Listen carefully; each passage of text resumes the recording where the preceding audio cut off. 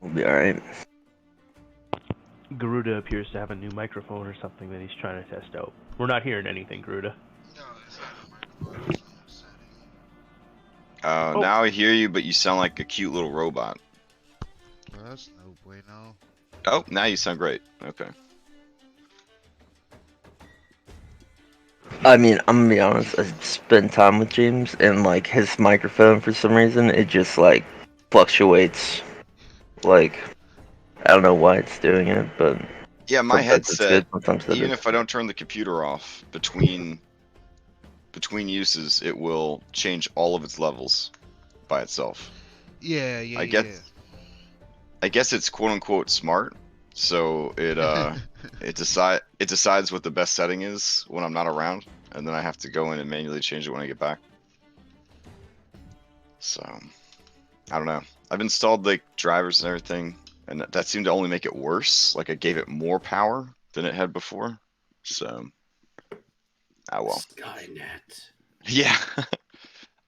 If you want to have more control over my settings, just install this this update. Okay. Yeah. Now it just controls all sound of all things in the house. So. All right. We're all here. It's Sunday morning.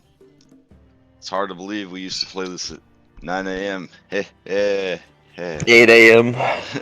Oh, right. 6 6 a.m. a.m. Yeah.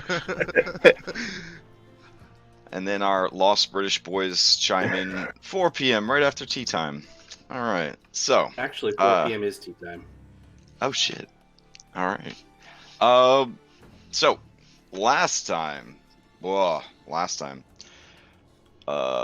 Last time on Ghost of Saltmarsh Sun, or Evil Tides of Saltmarsh Sun, you guys handed over the baby Kraken to its father.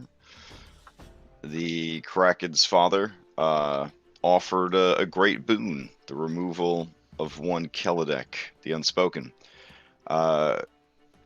Seeing that your problems were delegated, you spent some time shopping. You checked in on your lighthouse base, and then you returned to the town of Saltmarsh just in time to witness the attack on Kelidek's tower.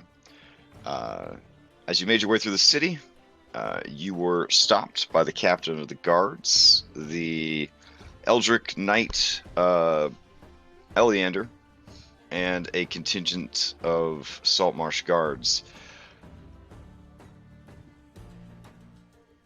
Being completely fed up with Eleander's shit, you guys decided to flex your level 11 muscles, which, in the end, thanks to some intimidating words from Afra, had the captain of the guards stand down.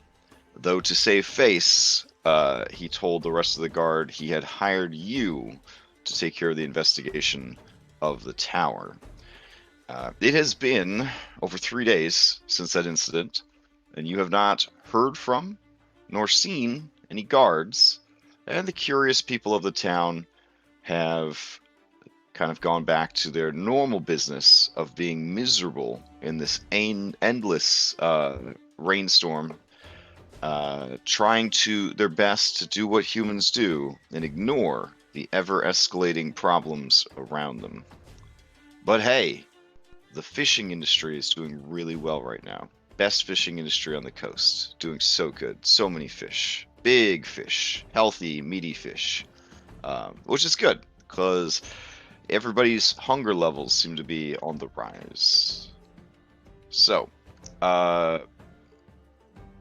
during this 3 days, did all of you just cloister away in what was once Kelidek's tower? Or did you leave Jenna to her own devices and try to take care of some biz in the city of Saltmarsh? Where Jenna goes, Gravik follows. Okay, easy enough, easy enough. Pietro, did you just hang out at the tower, get some much-needed rest and a little training, or did you have business in Saltmarsh? Pietro would have gone and checked in on the quartermasters of Joaquin to see if that sale's all done.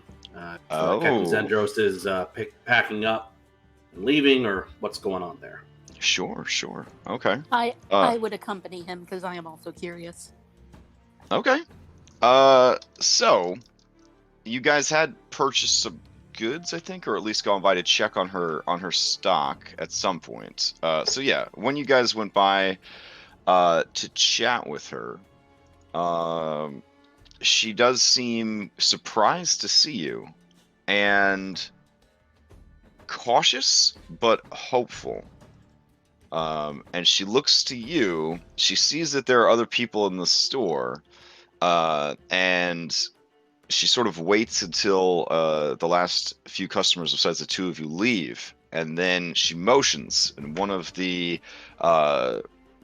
little shield guardians that's kind of security for the shop moves up and locks the door, and turns the sign that says they're closed. She turns to you and says, well, do you bring news? Kaladek is Pietro's dead. gonna, yeah. He was looking over to Apple like, should we say anything? It was like, okay, that's This the is thing now. this is heartwarming news, but it is very hard to believe. Well, we have strong reason to believe that Kaladek is no longer with us, but He is at caution the very is least probably advised. no longer in this town. So, then, who is in the tower? Captain Jenna, of course. That's Yes. rail skinny girl? That the one with the big ship that you work for?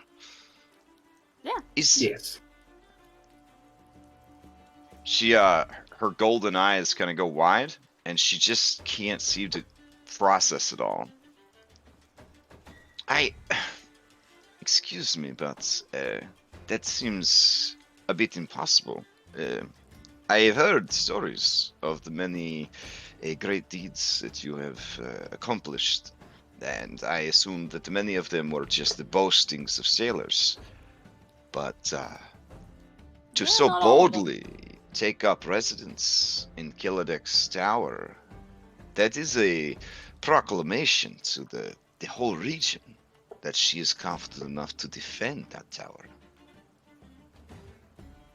Mm-hmm. We've got Yeah. plans. All right, she just kind of shaking her head like she can't believe it. She's like, "Oh, okay. Well, thank you. I guess I should ask then, is this Captain generous as they claim, or do I still need to finish preparations to move?" No, you can stay. That was kind of our whole point. No. I'll give her a big smile and say, we like you. Thank you.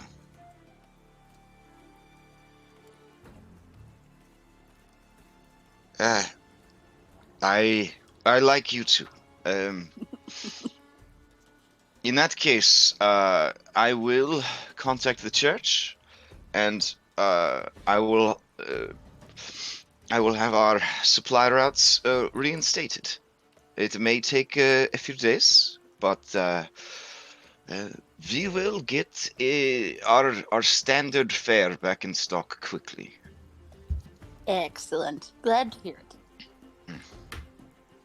it. In the meantime, please take these with you. And she reaches under the counter and brings up like a whole crate, and you hear the clanking of bottles inside.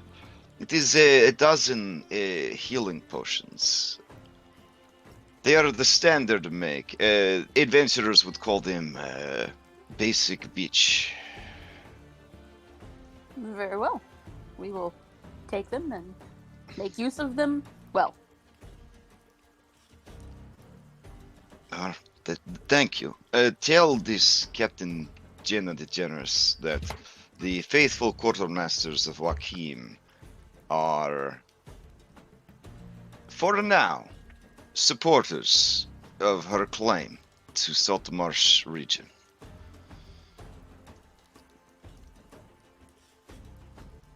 I'll kind of raise my eyebrow at the for now, but I'll say, I'll let her know.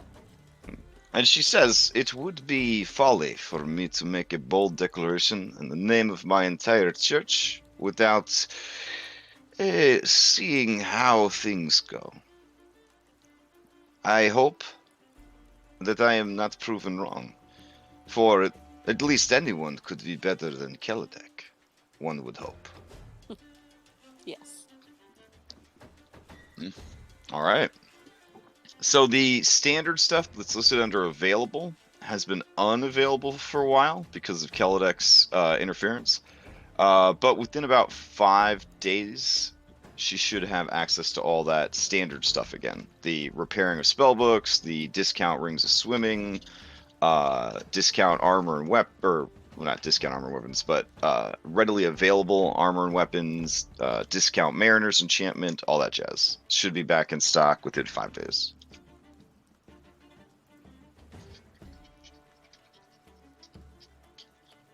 You guys remember Jenna mentioning that we were running low on superior healing potions, and if you were in the area, pick them up if they were available.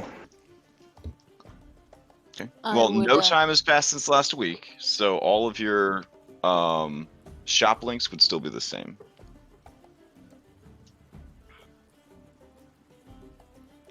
Did we already get the potion of lightning resistance and growth and things like that? I think you said you were going to. If it was in Saltmarsh, it sounds like the first thing you did was go to the tower, so I assume you're going to be taking care of that stuff now. Okay. Okay. I mean, is there a list of things that we would want to pick up since we're here that is directed at our treasurer and leader? I mean, just the Well, potion yeah, of lightning I'll mark. resistance. She's looking pretty tapped. And the I'll Yeah. mark. I'll mark off the potion resistance and the growth. Those are two you're buying. Mhm. Yeah. Okay. All right. Now, if Those you two- want to order, since she's going to have her supply route reinstated, if you want to order superior healing potions, you could certainly add that to the list of things to be delivered, but it will take probably up to 5 days to get here. Yeah, that's Now fine. we've got 11, so yeah. Okay. Well, we'll have a... Yeah, we'll have time. For you, she will mark them down from the standard 450 to 400.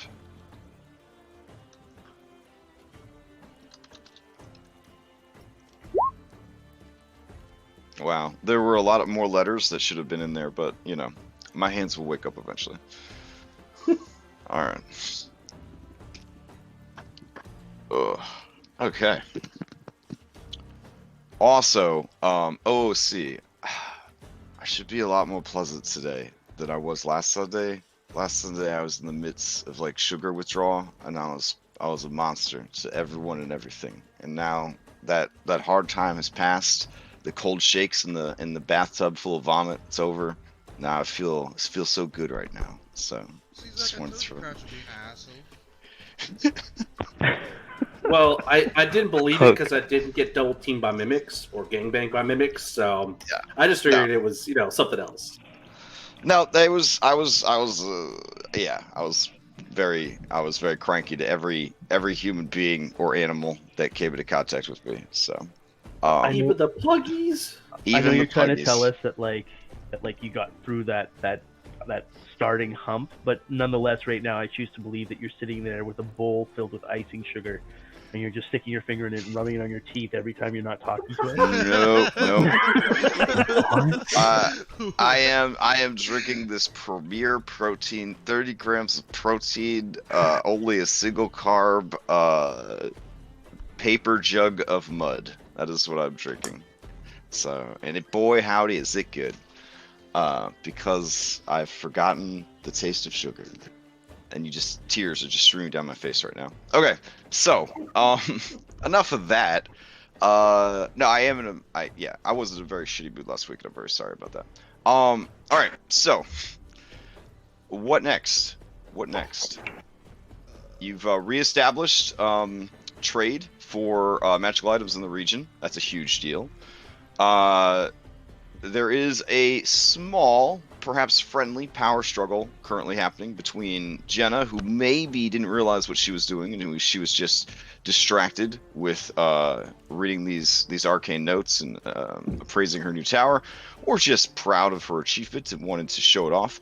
But Prime Warder, the party's ally and former patron, definitely not comfortable going into this fortress of Kaladek that he's never been inside before, with a group of individuals who are strong enough to remove Kaladek. So you could maybe understand his caution there, even as a nearly invincible werewolf. There are still things to be afraid of. So, Like silver.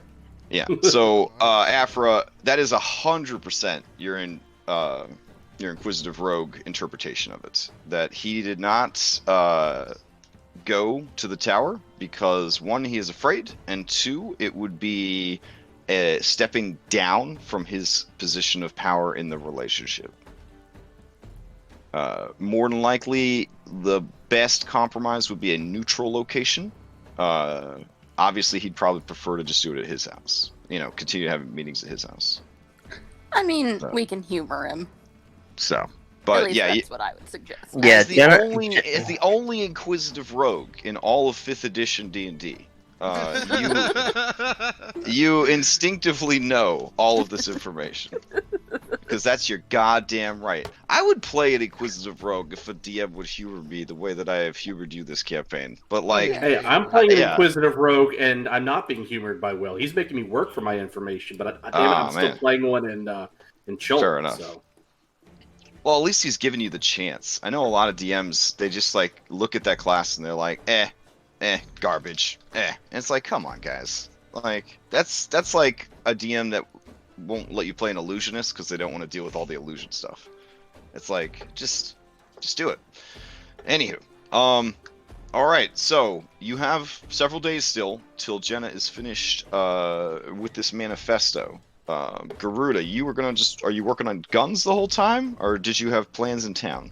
I'll probably be making sure that the ship construction is going well. Okay, fair enough. Fair enough. With Appa's permission, I'll probably be like on the ship riding Willie with Hegwig, Snake, and Monkey on my side and telling people. Sure. Like all right, Foreman Doolittle. Got it. Yeah. Got it. Okay. Yeah, assuming Afra's okay with letting you ride around on her Willy, then I'm okay with it. So, yeah, all right. Well, someone's got to ride around on the Willy. I mean, no one's ridden the Willy in a while, so. For real, it is the fattest Willy you've ever straddled. I will say that. Yeah, but you could take it. You got strong legs and wings for balance, so it ain't a thing. You don't fall off a single time. So, all right.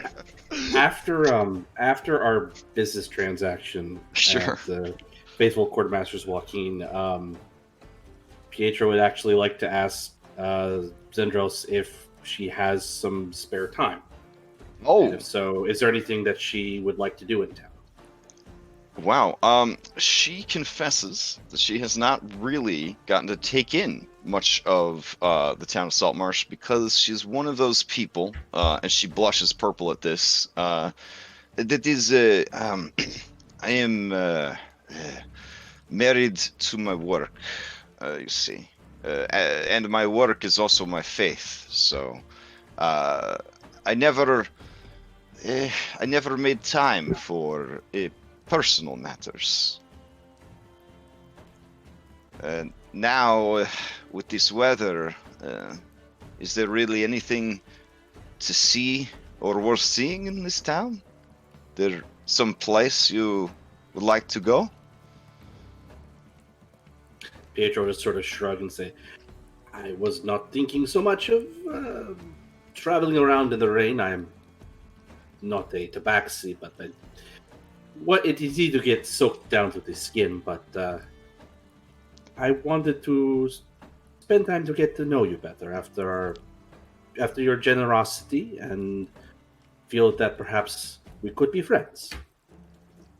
She smiles and looks over at the door and says, well, we did close early for the day, so perhaps I can show you my upstairs apartment and make you an early supper.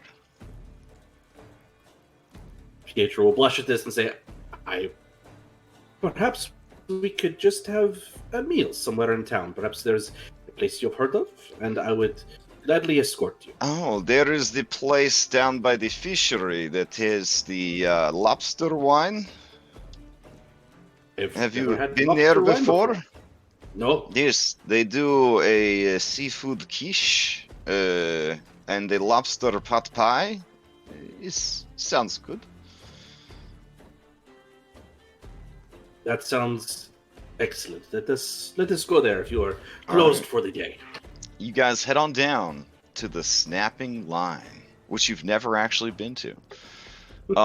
It's run by a fiery woman named Hannah Rist, and she is a descendant of the Rist family who specializes in cooking and brewing with lobsters and potatoes. They make a lobster vodka.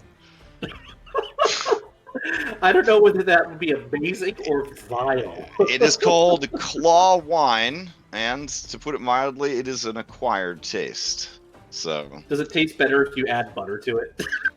I would probably say yes. That would probably help a little bit. I mean, what doesn't taste better when you add butter? Oh man, I feel like to really enjoy it, you need like a tumbler with ice in it. You pour in the lobster wine, and you put like a pat of butter on top. Now, Hannah Ritz, according to the townspeople, has been quote unquote trying to put on airs. Every 5 days, she opens for breakfast, which isn't completely unusual because, she used to make a mean scramble, seafood scramble. It's a lot of seafood.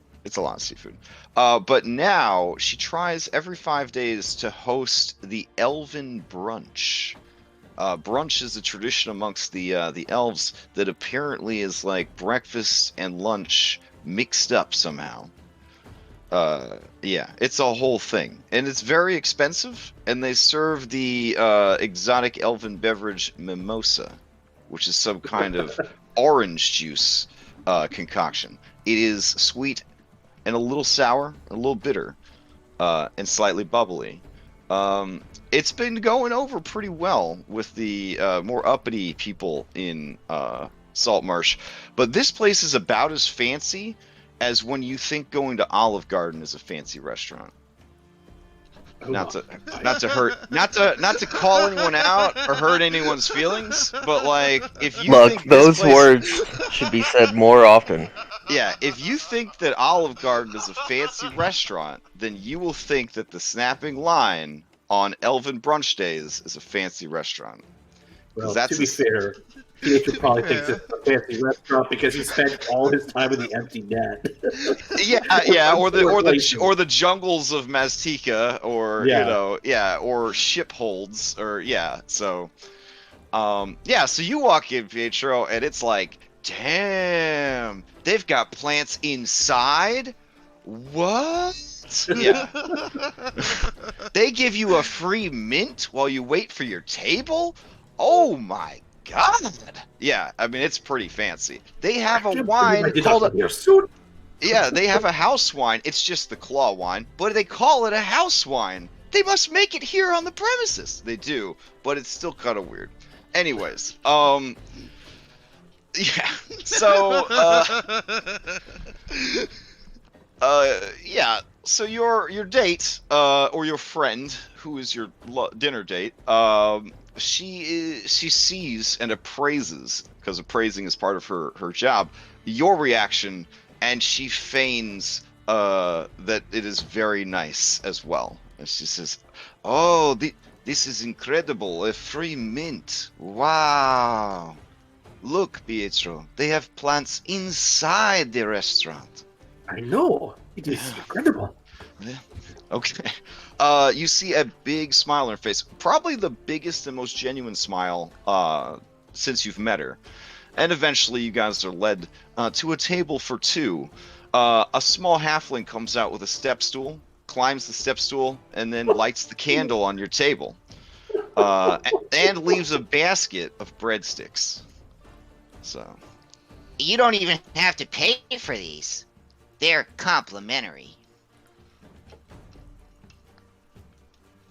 This And he just kinda blows s- Pietro's mind. he kind of sizes you up. Neither one of you's what are those things called? A loxodon, are you?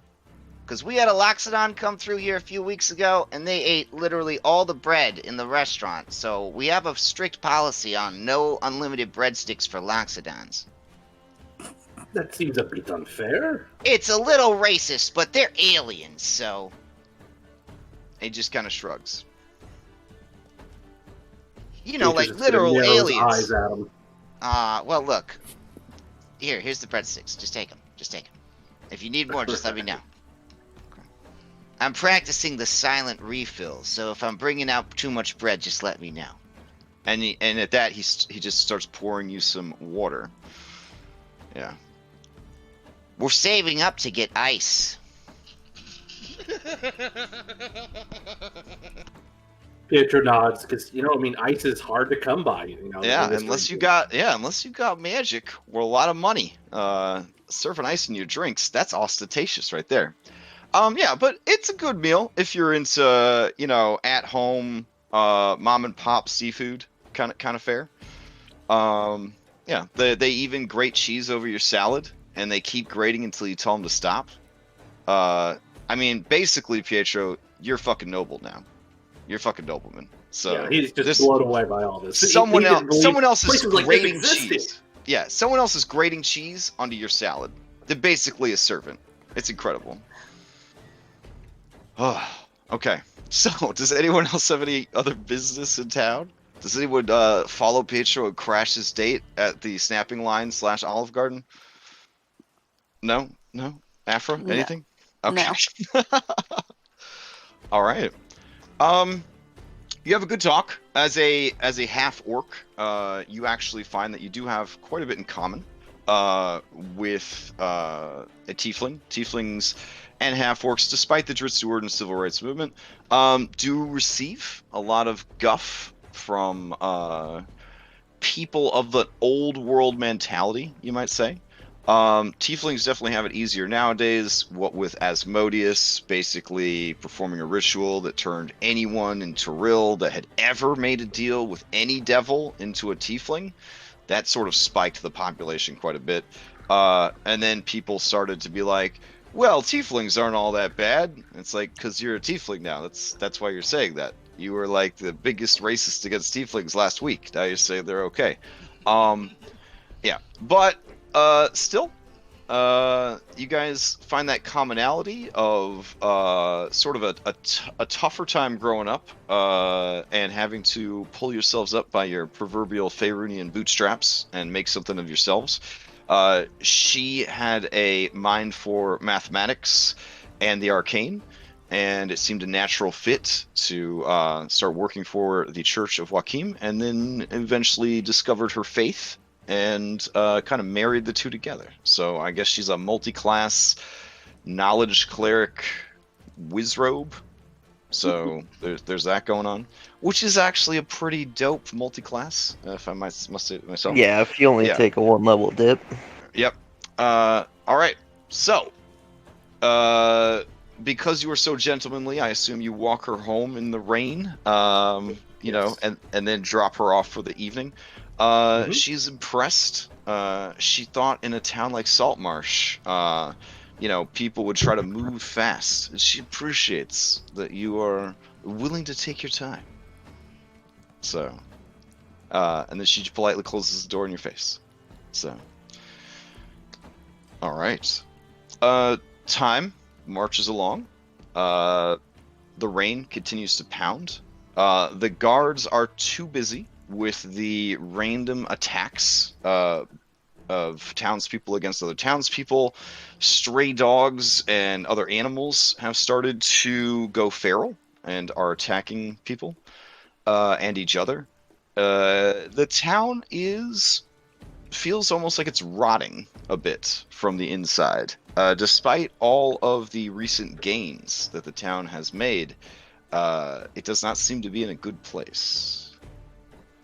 And you know what? If this is all going on for a couple of days and we're still just kind of doing our own thing, Mhm. Pietro will actually volunteer to go on patrol with the guards just because it's free exercise.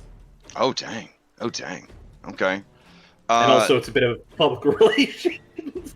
Yeah, they tell you that you need to speak with Eleander because they are not supposed to interact with members of the Jetter's crew without his permission. Okay. All right. So I guess Pietro will ask for an audience to say, hey, can I help? Okay. Okay. So you go to meet with this Eleander guy, and he agrees to meet with you, and you guys meet at the cop bar. Yeah, the Wicker Goat.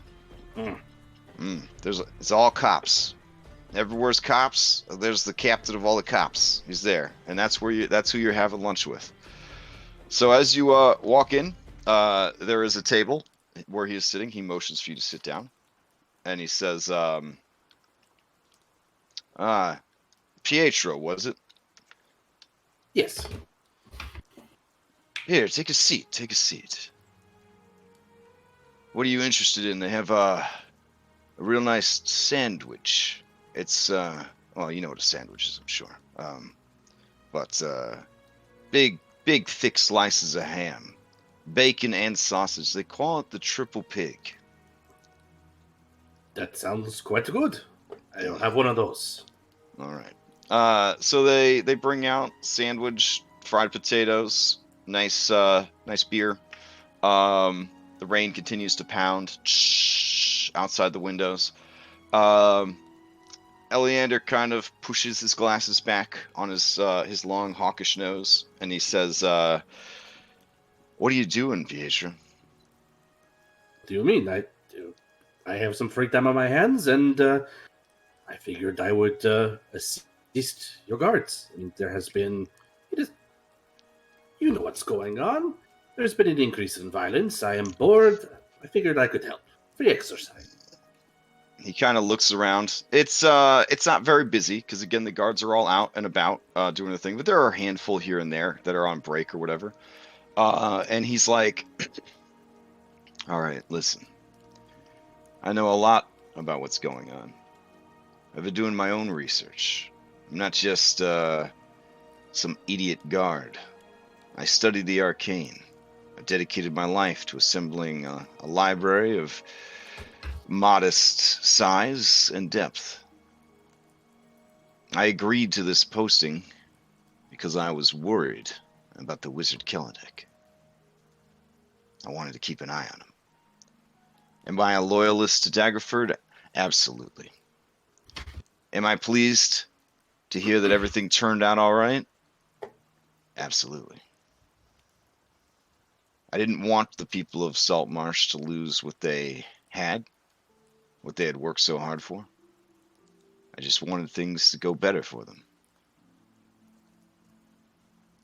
One of the things that I felt they needed was to get out from underneath the shadow of that fell wizard. There were a number of times I thought about approaching your group and asking for help, but those two women are too dangerous. I know that they murdered that carnival guy, that circus performer, whatever he was. I know that Prime Water covered it up for them.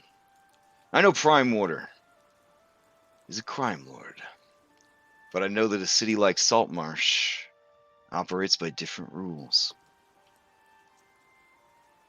It broke my heart to see that woman and her tall beanpole friend slide right into the empty shell of Kelladek's tower. I worry that we've traded up from one bad situation to two. Complicating things are these weird eldritch happenings all around us. I was an adventurer once. We had 7 or 8 warlocks in our group. You know how it goes. I know the signs of eldritch activity. People eating each other alive. Dogs and cats hunting down children like pack animals. Fish attacking fishermen as they're cut from the line. This is not normal. I know that something's going on. It hasn't stopped raining for almost 20 days. And I know that it has something to do with this town. I tried to get as much information as I could, but the best I could come up with is that the ancestors of the traditionalist, the founders of Saltmarsh, got up to some real bad business with some real bad entities, and the bill is about to come due. The chickens are coming home to, roost. Yeah. Only I don't think these are chickens. Yes, chickens are loud, messy creatures, but tasty. What is it you think that is coming back to roost in Saltmarsh? I mean, I'm going to say it has to do with the sea. I wasn't really able to get much more information than that. There's an old man, Oakham. He's it's hard to get a straight answer out of the guy. Apparently, he was doing research in the region, and he's convinced some calamity is coming. Now, you know, I'm old by human standards. I've seen my fair share of end-of-the-world scenarios and calamities. We always bounce back. Well, except for the spell plagues. That was pretty bad. But I don't know what to do here, Pietro. My guards, they're just guards. The only wizard the town had, well, the only wizard of great power at least, is dead. And the pretender squats in his busted tower. I've requested aid from allies and contacts in Waterdeep and Neverwinter. It seems Saltmarsh is far beneath their notice. Even if you make a case for something evil coming coming back to the region, something that could grow. They claim that stuff like that happens all the time.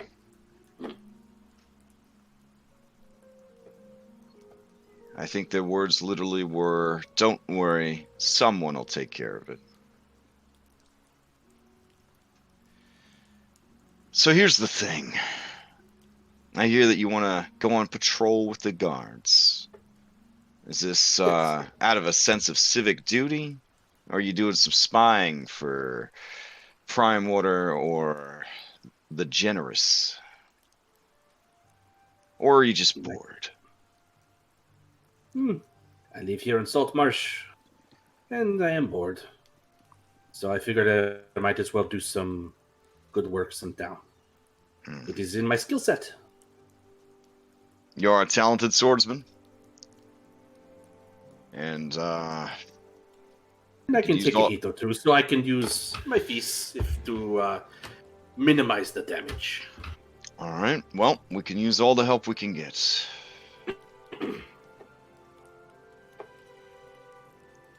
I will make arrangements, and you can escort some of our,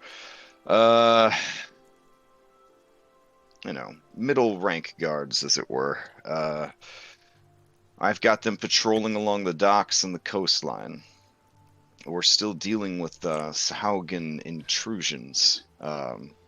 So, despite the dangers, however, Ida Owland will not keep her ships in harbor. The fishing is too good right now.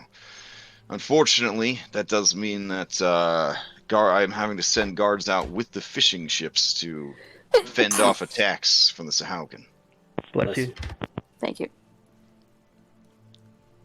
So you could either patrol the coast, or if you are missing the sea, you could ride around on one of those fishing vessels in case they get attacked. I will, if you are sending guards out with the fishing vessels, I will go out on one of those vessels. Okay. All right. Well, your help is appreciated. Do you need compensation, or is this charity work? It will probably turn in some of my colleagues' guts, but I feel that after our previous meeting, that perhaps our, how you say, fences should be mended. It's fine. I'm the only one in the guard that has any real arcane training. I'm sure would have gotten a lot of our guards killed trying to explore Kellic Tower on my own.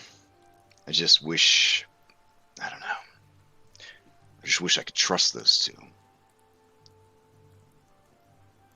We just started off on the wrong foot, and it never got right. You don't worry. You don't look at those two and worry. What are they thinking? What are they planning? You can't feel the hunger for power coming off of them. They are hungry, but perhaps not in the way that you are concerned about.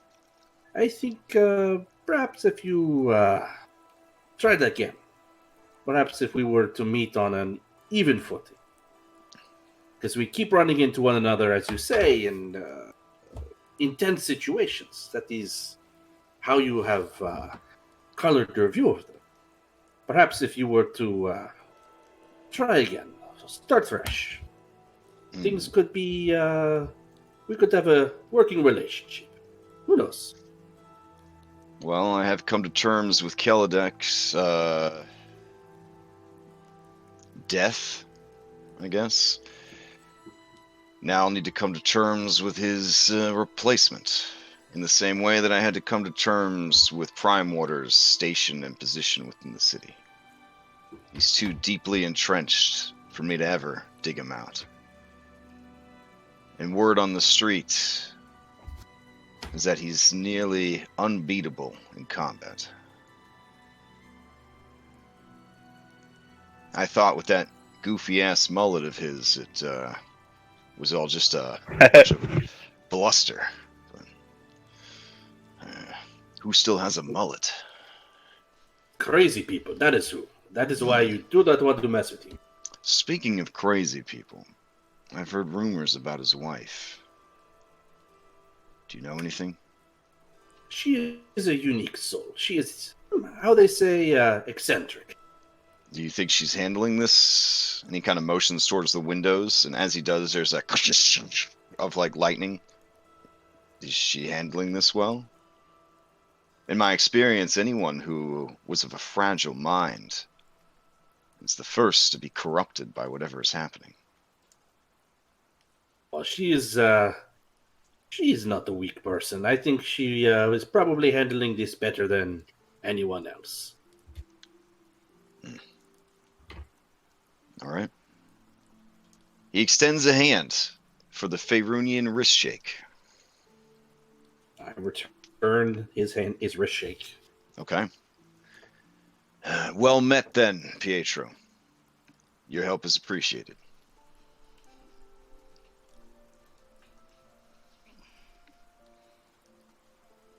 All right. Oh, by the way, the sandwich was amazing. So, Awesome. if you haven't had a triple pig, it's a good sandwich. It's a good sandwich. So, all right. Pietro will get one to go. In fact, Okay. he will get 6 sandwiches to go, because he was so impressed by it. So he'll bring one to everyone. Oh, nice. Okay. You bring everyone a triple pig. Back at Kelodic Tower. Or is the tower been renamed yet, or is it still Kelodic's Tower? We're probably just calling it the tower. Okay. So you guys meet back at the tower where Pietro has brought everyone sack lunch, takeout.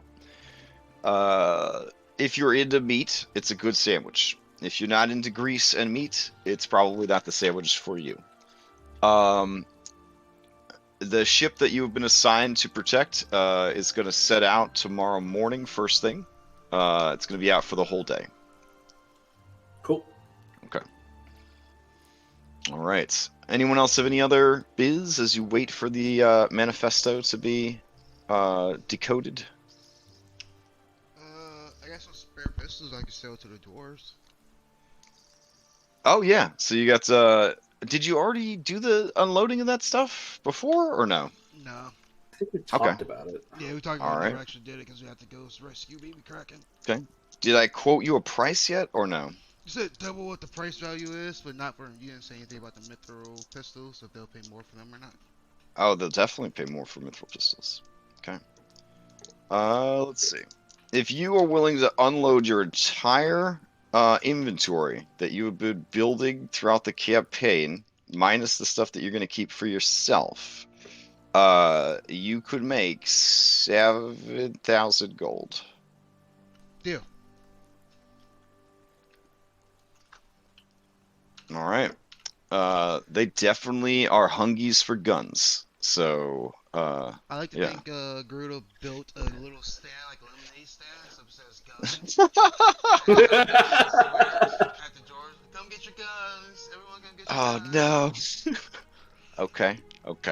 But it's He's real so secretly. It's real secretly.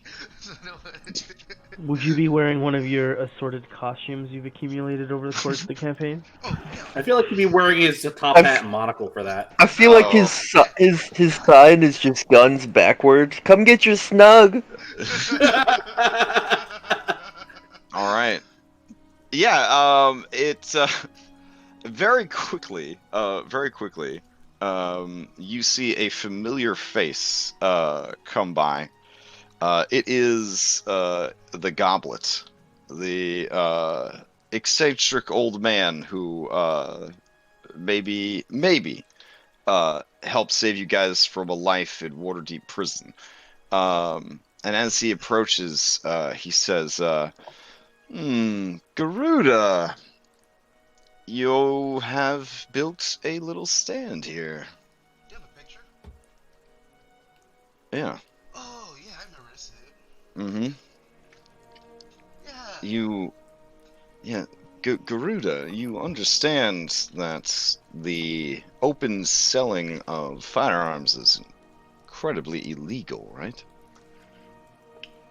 Yeah, that's why we're doing it sneakily. Don't tell anybody. Right.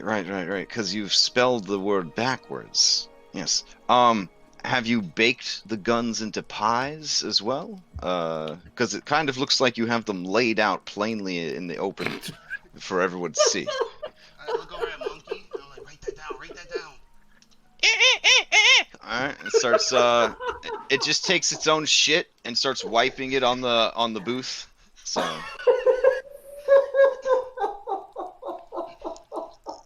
well, Garuda, there's also something worth mentioning. Most of the people in this town would like to own a gun if they don't already, but they're not going to risk being arrested while the guards are in such a state. Listen, allow me to assist you, and we can get these offloaded within, I don't know, 6 days. We can get them all processed and in new homes with happy new owners. You'll really help me out? I will. We have many mutual friends. Like Jenna, and Afra, and Pietro? Sure, yes. I love all of those people that you mentioned. I do. So yes, well, come with me. We'll get all this sorted out. Okay, and I started putting everything Okay. back inside my fanny pack of loading. All right. Yeah, he looks slightly nervous around and makes big smiles at people in the rain, kind of shoos them along. Uh, and eventually you get your booth packed up, and that is where the 7,000 will come from. Is essentially working with him and the Thieves Guild. You will eventually get over the next 6 days the product moved and your 7,000. So you won't have the full 7,000 until 6 days from now. We'll just say 1,000 a day and then 2,000 on the last day. That work? Yep, that works. Okay. All right. All right. Cool.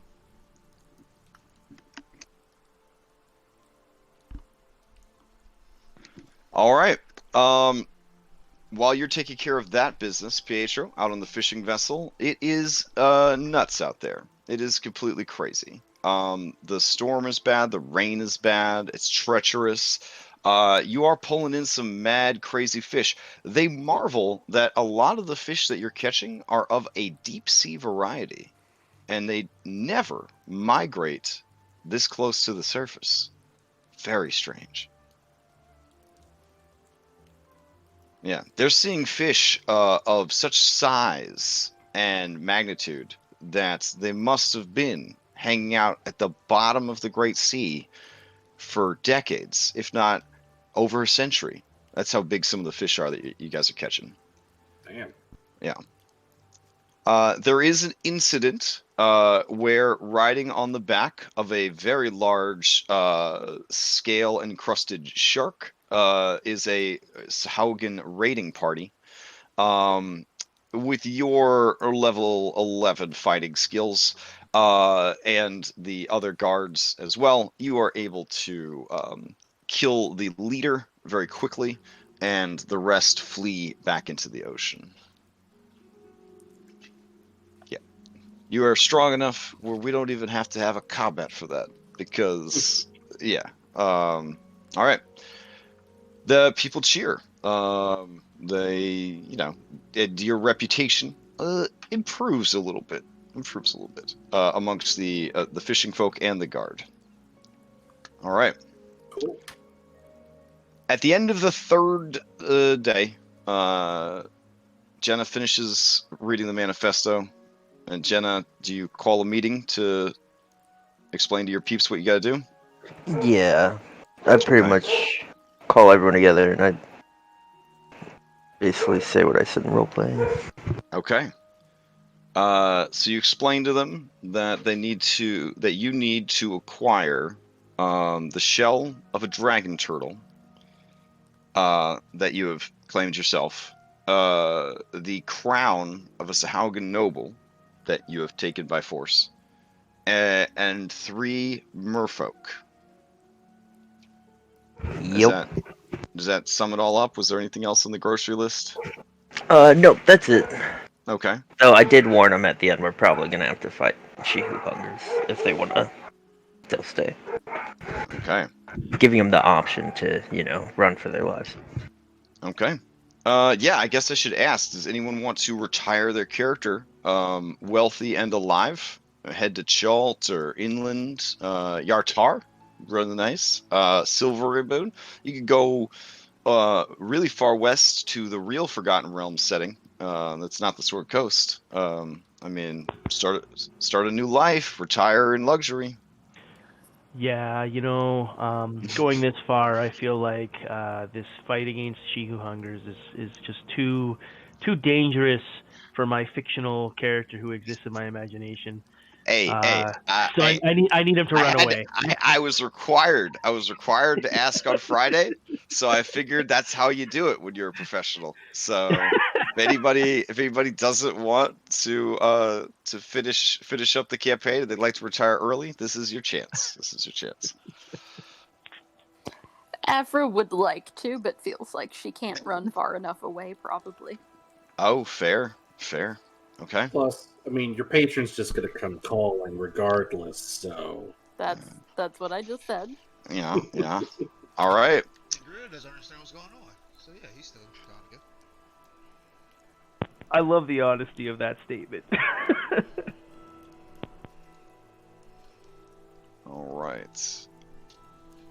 All right. If that is the case, what would you like to do first? What is your timetable? You have 11 days Well- from right now before the vault opens. According to these notes that were taken by Keladek and by Oakham, there is no way to open it beforehand. It can. If you had a wish spell, you'd basically just be wishing yourself to be on that day. That is how powerful the seal on the vault is. Yep. Yeah, Jenna. Remember that Luck of the Draw said Prime Water had business with the Merfolk and that they Mhm. needed help. So she's gonna kind of they were having a Salgan problem. So she's gonna just meet with him and see if we could kill two birds with one stone. Okay. Where do you want to meet with him? Where's Jenna would go to his house. I mean, if he didn't want to come, she wasn't trying to make a power play Oh, after we understood. know that. This is a guy that his whole life is a power play, though. So it might be some male insecurity. I don't know. It's probably just a crime lord thing. All right. In that case, I will bring you over to the Prime Water Estate. There we go. Well, let me check, because I don't want to take you over, and then dead comrades are there, and you feel sadness in your hearts. So, it happens a lot. I was gonna say, see, when we're in the ship, Gravik would feel somewhat drawn to that painting. He doesn't know why. You and I have a very similar play style, and thus end up playing a lot of characters. Yeah. Anyways, let me bring you over. All right. My wife has a similar play style as well. We burn through characters. So our fantasy is being brave enough to kick down doors without worrying about being killed. I mean, we get killed, but it's still a fantasy to be that brave. Exactly. Yeah.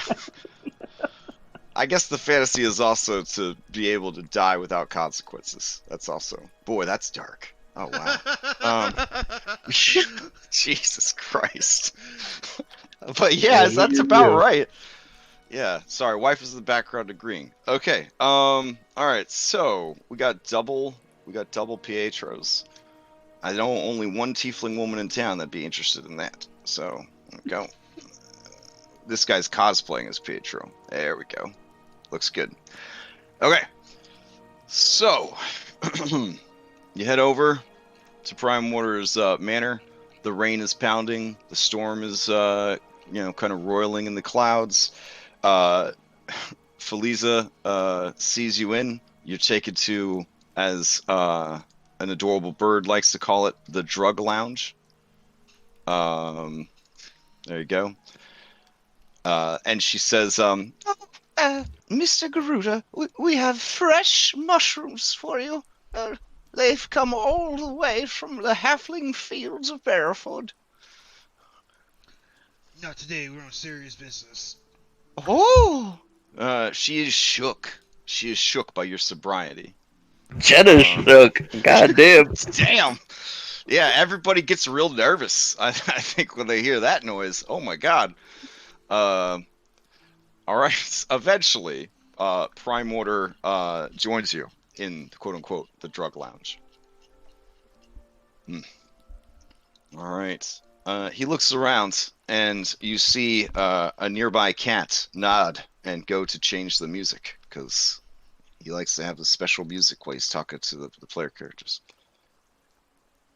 Alright, there we go. Alright, so, I hear you've done great things. You got the, Alright, I'm having trouble believing it. My wife told me it was gonna happen, and I didn't believe her. And I didn't tell you because I'm a real, superstitious guy. Because, I used to be a sailor. I'm still a sailor in my heart.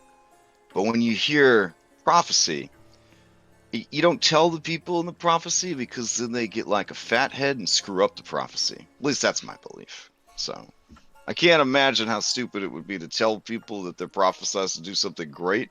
Because then what if they get overconfident and then they screw it up? I mean, that'd be stupid. God. Anyways, Yeah, divinations can be quite distracting. but yeah, she did speak of the downfall of Keladek, and that tempered my relations with him ever since. I just, wow. Is he really gone? I slept in his bed the last 3 nights. It was quite comfy. That could have a whole other meaning. Alone. Oh, well, your personal life is your business, but unless he's seriously biding his time, or he's got a clone somewhere that's gonna grow up and try to get revenge on you, I guess that's that. I don't know. I read about it in one of them Dritz novels, so apparently wizards could clone themselves. I've been trying to scry him, and I've not been successful, so I'm pretty sure he's gone. All right. Well, any idea what's going on with the weather?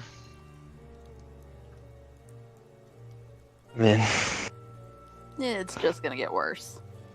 Yeah. So And there's nothing we can do about that. nothing you could do about it. Nope. So it's gonna rain forever.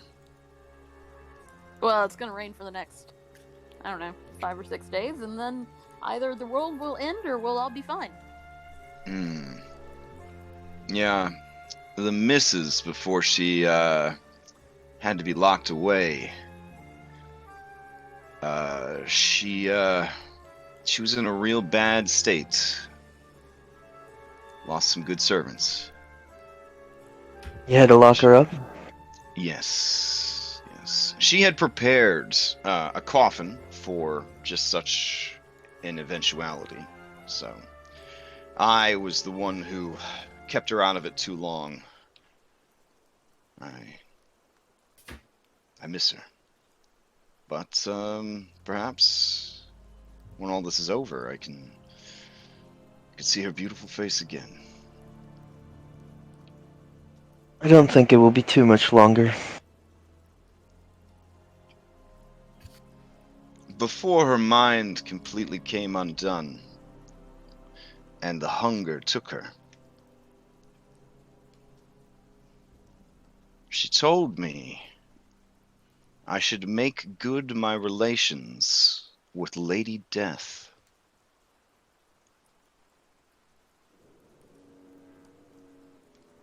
Gravik's just nodding like that is a wise thing to say.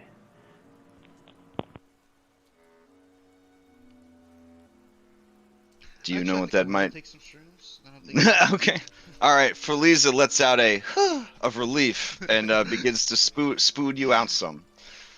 They are bright and colorful, white, yellow, and red. Little smiley faces on them. So you can almost hear the halfling songs of the meadow that they were grown in, and the adorable cows that whose poop fertilized them. it really takes about 3 handfuls. Then, Okay. Wow. All right. Damn, dude. Give me a Constitution save with disadvantage.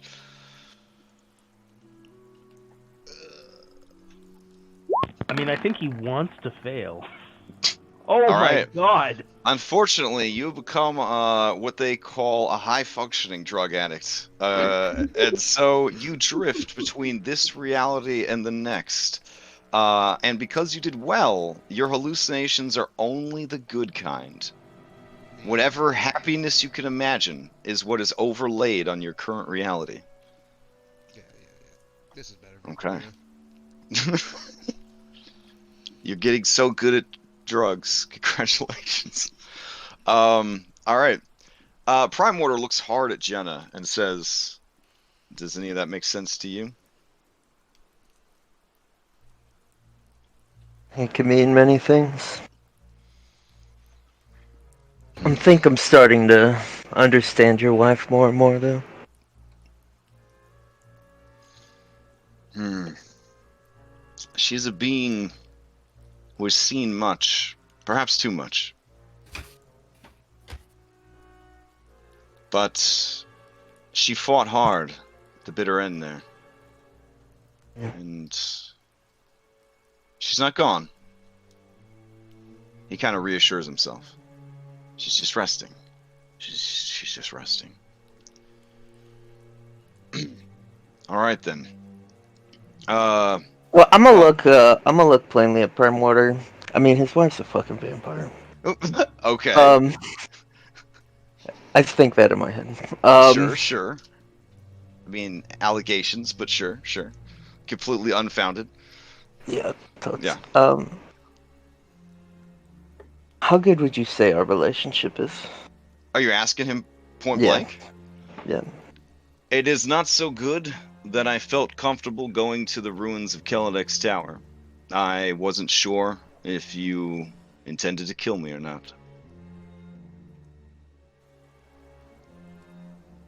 But it's good enough that you know my personal secrets, my wife's secrets. You know our connection to the town, to each other. By now, you've figured out that my wife is in a way connected to the events transpiring around this town. I could go further, tell you that she is one of the original founders of Saltmarsh. She was there when the first sacrifice was made to the seas. Neat. So you know who's coming for Saltmarsh shortly, do you? I do.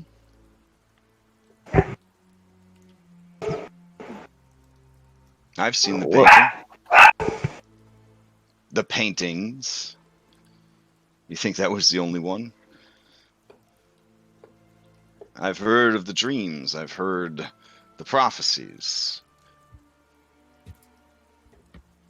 When I would visit her while she slept during the day, I would listen to her ramblings. She carries a great burden. That burden is what has so greatly damaged her beautiful mind. I see. Well, do you know what lies beneath the city? The Thieves Guild.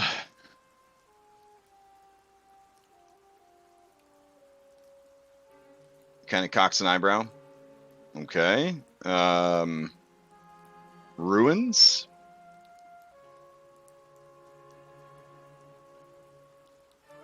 I'm not being coy here.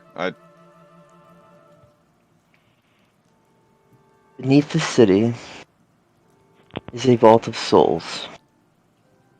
I tell you this because you are our greatest ally, Wait, and I would like it to is that stay the that way. pantry or the bread basket or whatever? No, No, I mean my wife. She kept referencing that someone was oh, trying to sneak into the pantry. Is that the pantry? maybe what she meant. Huh. Well, I intend to take it for myself, and to stop she who hungers.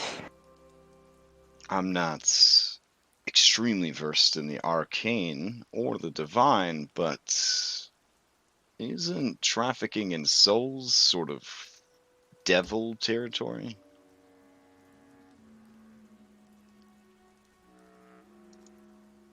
You got like a buyer down in the Nine Hells or something? You're trading for power? I mean, It's more like, is this like a bank heist, but like Devil Edition? it's more like immortality territory. Oh. Hmm. You feel that immortality is something you want? course. I've been to hell. I It's a don't mean to return. very human desire.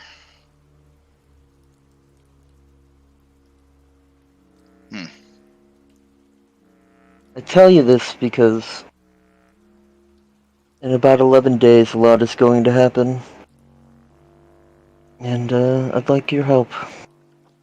Will whatever happens in 11 days save my city from destruction and my wife from an eternity of torment and imprisonment? I hope it will. I was hoping for a yes.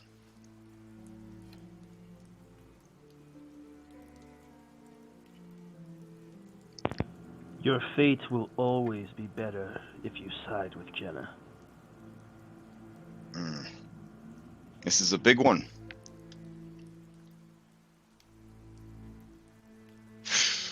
All right. If it means that there's a chance, that's better than no chance at all. What can I do to help? You're a marveled fighter. You have powerful allies. There may be those who try to stop me. I'd like you to have my back. That could be arranged. Fighting is always an option. Who would we be fighting? Whoever's trying to stop you? Yeah. Could be anyone. Are you concerned about the local constabulary? Is that going to be an issue? No, I think they have no fucking clue what's going on. It rains for 20 days and they just assume it's some elder charge or something. Well, I mean, you do have enterprising druids who move into a region and then fuck with crops and the weather and stuff like that. I mean, you know, this is the Sword Coast, so 20 days of rain is not completely unprecedented. But yeah, if you lay out all the clues, even an extremely simple man such as myself can start to piece together that things aren't right. All right, so I wait for your word of who to fight and just assemble my best. Is that the plan? Yes. It could be Sahaugen as well. It's what I anticipate the most. What, like raiding the city from the coastline and the canals? Possible. Would they be taking a subterranean approach? Do I need to let the Thieves Guild know? I would just let them know to be on their guard. All right. All right. Well, I'm sure it's a moot point at this point, but I never did find anyone to go speak with the Merfolk. I had hoped to find out their situation, see how it differed from ours. Perhaps leverage some sort of alliance against a mutual foe. And that is why we came. Luck of the Draw had mentioned you were looking for someone to help, and we have time. Oh. All right. Well, if you can spare time from your 11 days to go and speak with them, perhaps we could learn much. My contact amongst them is a lovely creature by the name of Mariana.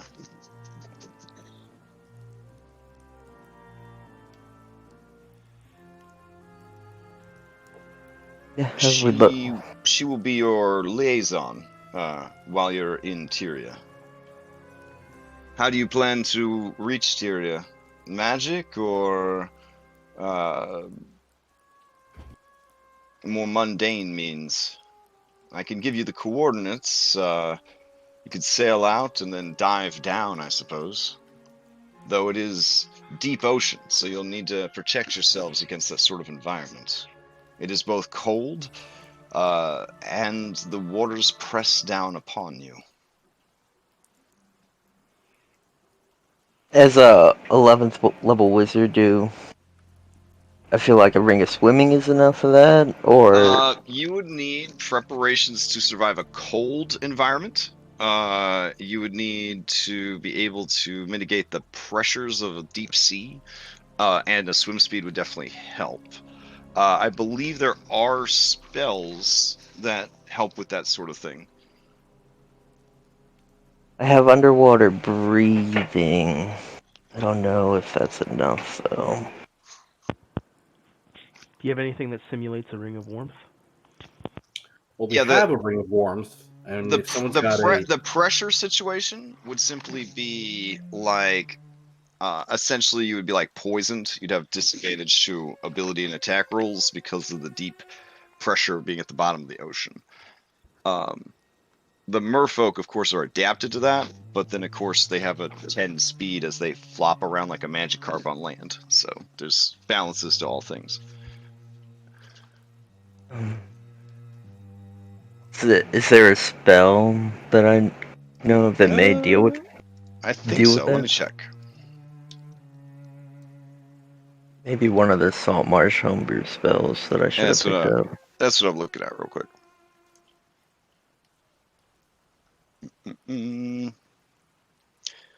For the purposes of this, I think the low level spell air bubble actually keeps you safe from the pressure because it makes an air bubble around you.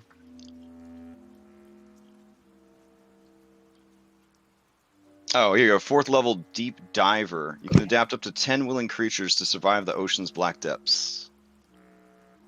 Ooh, alright, I'd like to work on acquiring that. Okay.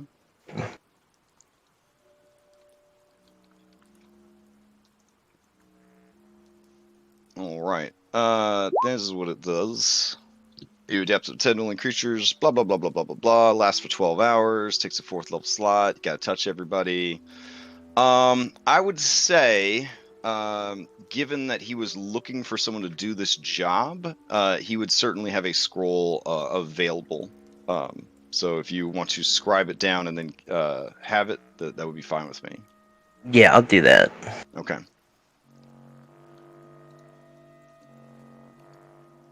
All right.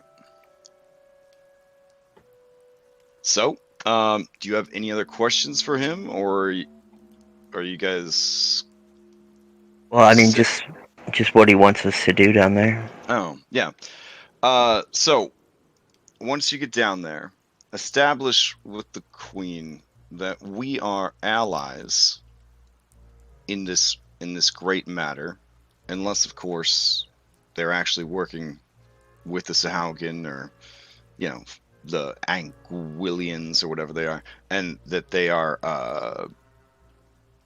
the whole if they're on Team Hunger, then they're not our allies. If they're anti-hunger, then we are allies. That's what I want you to get across to her. I want her to know that we are powerful and we can help. They are a very xenophobic people, and rightly so. They bear a great deal of resentment towards land dwellers, specifically the people of Saltmarsh.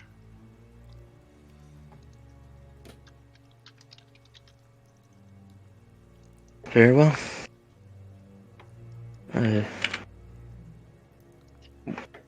We will be sure to instill that and help them as they need be. Excellent.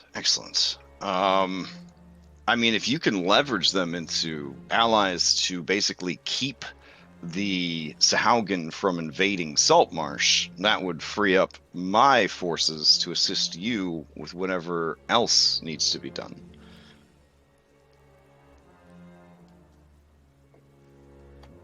We'll speak with the Queen. As you know, we're quite charismatic, so hopefully all should go well. All right then. Good luck. Thank you. Okay. So you guys part. Arrangements made.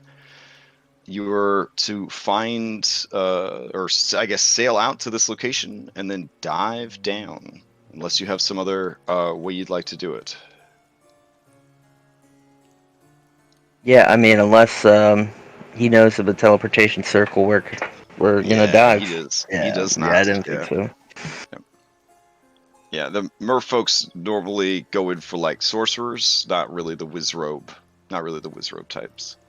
So, and yes, I know sorcerers can do that kind of stuff, but these are more like, wow, look at my cool X-Men powers sorcerers, and less of the I'm a wizard with less cool stuff sorcerers. All right. If that is the case, you guys head out into the open seas on your ship.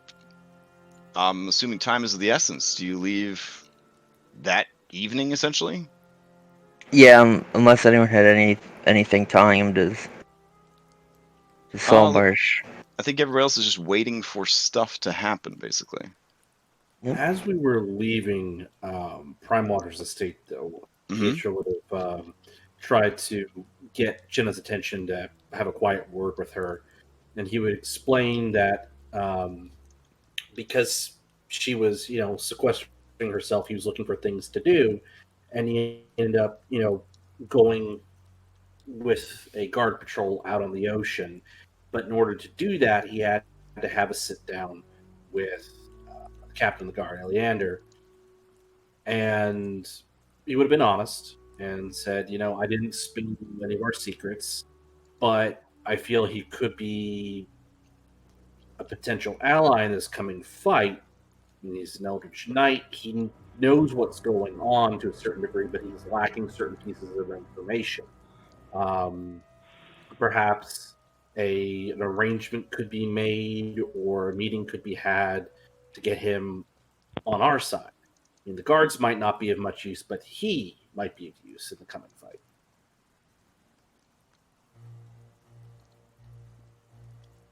Can't trust him. Perhaps we can give him a heads up, depending on how it goes with the Merfolk. Okay. Pedro would shrug his shoulders and say, I just wanted to let you know what the conversation that I had, and we will need allies in the coming fight. That is all. Yeah. Yeah, I don't think Eleander's gonna be down with our plan. Well, I wasn't saying we tell him everything, just that, one more warm body to act as a shield. Maybe he dies instead of one of the people we actually like.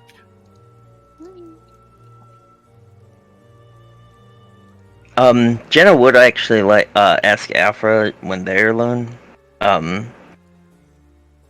what she got from Prime Water when she explained the vault to him, like what she was reading from him. If she What divulged that about the information. plan? Yeah, About the souls and stuff? yeah, all that stuff. Yeah, Afra, this is a guy whose entire life is immersed in Eldritch and arcane like horrors. So he kind of had an attitude where, if anything, he felt sad for Jenna.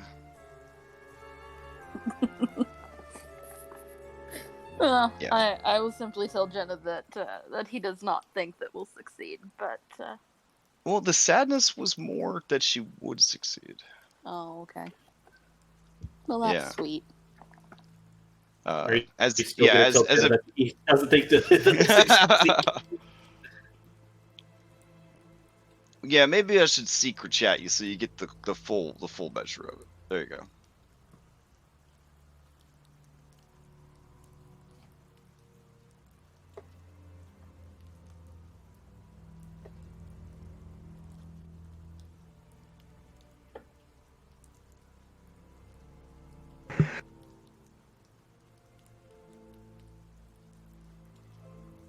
When you were meeting with Eleander, and he was like, I have mine to, repair, relationships with those two, but they're too dangerous or whatever.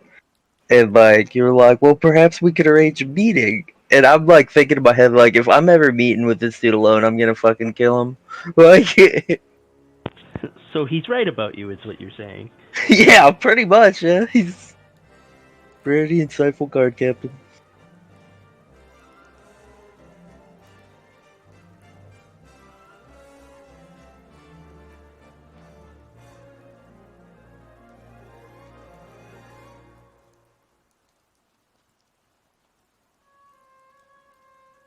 It's fine. I don't think he necessarily believed what was being said anyway.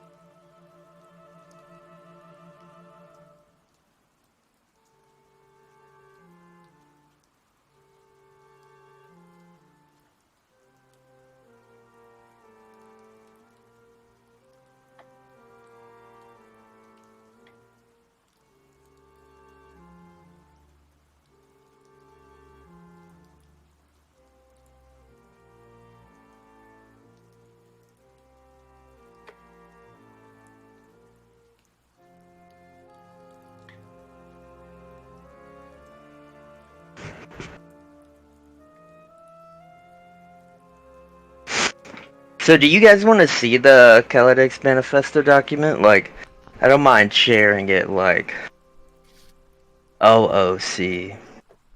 It just really explains the ritual. How long? But, well, it involves Jenna killing some merfolk, sacrificial style, and then eating their beating hearts. It's gonna be all three Oh, of them. wonderful. Yeah, it's gonna be Gruesome. Constitution saves maybe. I'll stomach it. You'll have to. I'll just tell you, he's on board with what we're trying. He, like, I don't know, seems a little disappointed in us. Whatever. So yeah. Really? But He's a bad guy. He's disappointed in other bad guys. That's like breaking some kind of bad guy code right there. I think it's more along the lines of like when you're like the father that did drugs and then you found out your kids are doing drugs, you're like, oh, I can't be too mad at him. I did it myself, kind of thing. yeah. I'm not mad. I'm just disappointed. Oh man, nothing could deal psychic damage to me like that line growing up. Man, that was a good one. All right. So, you have the coordinates, you head out. It's terrible. You got a big ship, so you're not worried about the waves capsizing it or anything like that. But man, is it a miserable time out on the water. It is cold. It is wet. It is stormy. People are lashing themselves to the railings and each other to minimize the loss of crew and life. Regardless, you're pretty sure a couple of people went over. You have so many sailors now, it's hard to keep track of that shit. That's somebody else's problem. Eventually, you are confident that you reached the location that was written down for you, the coordinates, such as it were. Now it is a deep, deep, deep, deep dive to make it down to the city. What spells and preparations are you going to make before you dive down into the deep ocean? Yeah, I'm gonna cast this deep diver spell. I already put it up in chat. Okay. And everyone has gained 60 feet more dark vision. And they can bonus action illuminate if they feel so inclined. So Jenna warns people of not illuminating, because if you illuminate, you just attract predators. What is action illuminate now? Okay. Some people cry out as you bioilluminate, and it is bright in a dark night. But you look fabulous. It's like all the veins of your feathers. You know what I'm saying? That's where the light's coming from. Ooh, do I look like some anime style angel? Or you can see Oh, like, the for veins in sure, my for wings? sure. Yeah. It's like some fiber optic shit is happening with your feathers. Yeah, it's cool. Yeah. It's cool. All right. Jenna asks you to unilluminate while we descend into the depths, I don't know. so we don't. You do know that this deep in the ocean, everything just eats everything else. If it could fit in their mouth, they're gonna eat it. Is sort of the situation. We're All right. going to the bottom, so we're gonna get a bag, a big bag, and we're gonna fill it full of cannonballs, like some spare cannonballs we have. Oh, And we're gonna tie a rope to it, and we're gonna kind of just ride it down, so we don't have to rely on our swim speed to hit the bottom of the ocean. We'll just instead descend very fast.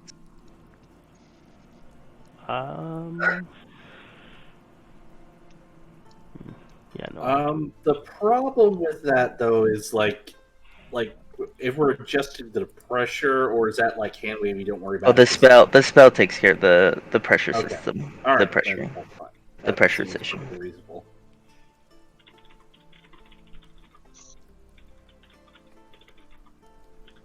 Because after in one of our games where it was like it's magic, and I'll shape some water, I'm a little hesitant just to rely on because it's magic as an explanation for things. All right. Oh, and is Africa give us a rousing speech before we head out? I just was going to do that. Yes. All right. All right. Can you indulge me and give me a sample of this speech? Is that all right to ask? Yeah. I'm gonna. It's kind of as we are descending. I'm gonna tell everyone about how like like what to expect, and it's gonna be like inky blackness and so cold. But I'm like doing it in the cheerful style. Like, this is gonna be terrible, guys. It's great.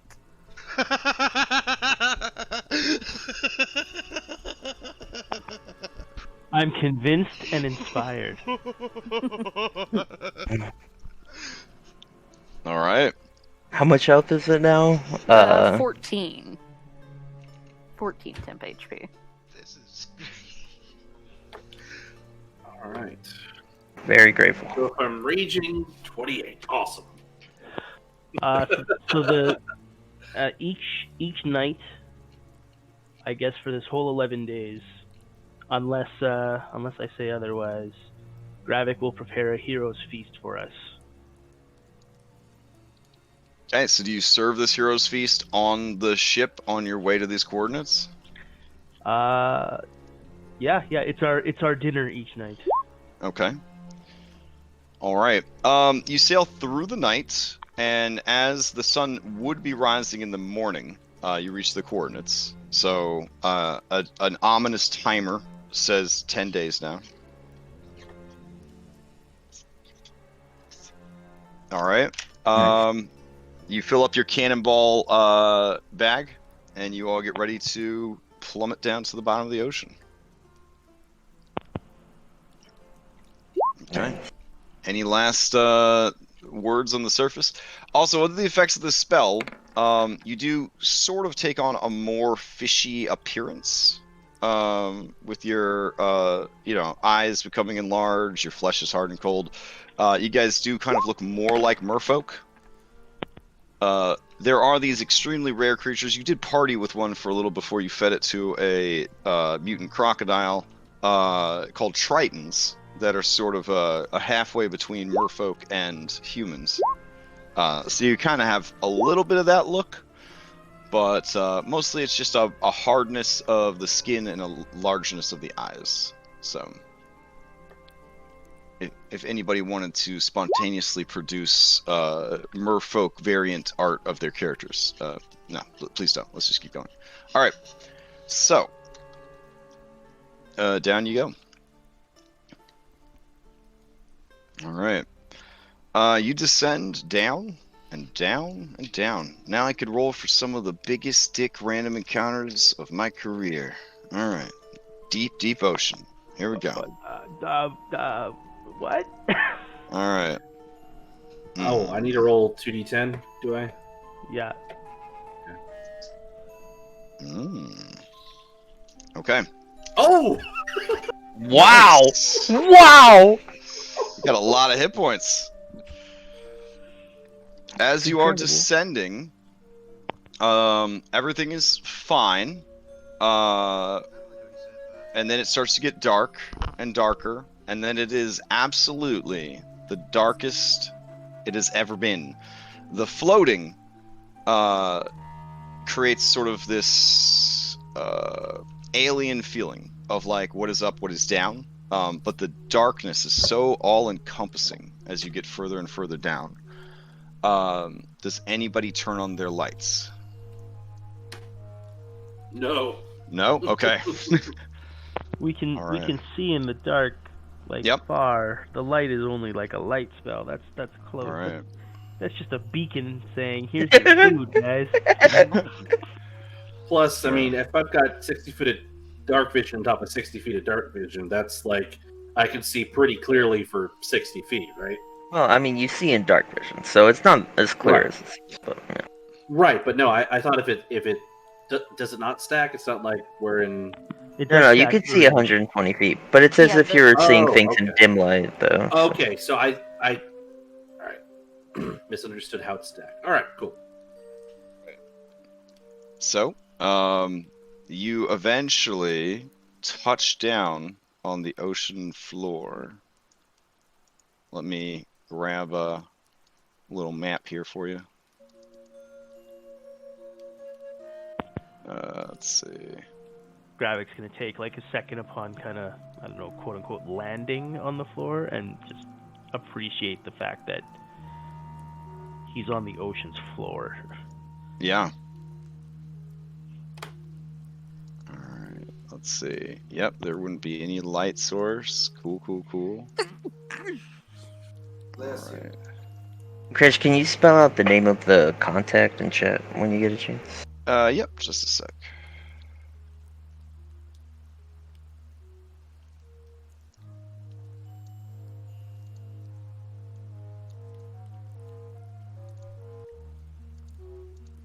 Alright. Let's see. This music is perfect, too, by the way. It's some good underwater music for sure. I want to eventually go back and play Metroid Prime again. It was such a good game. So, all the primes were good. I still Prime Directive. That was like, why even have it? You only follow it like half the time. Mm. I'm still a fan of Super Metroid. It's my favorite. Oh, that is a great game. Yeah. All right. Let's see. Oof. Okay. Is this song also in Final Fantasy IX? It sounds so Final Fantasy IX to me. No, this is Meridia from Metroid. See, I never played any of the Metroid Primes, but I swear I've heard this song a million times, so it's kind of weird. But Okay. Let's. may just be very similar. Sorry, this will take a little bit longer than it should.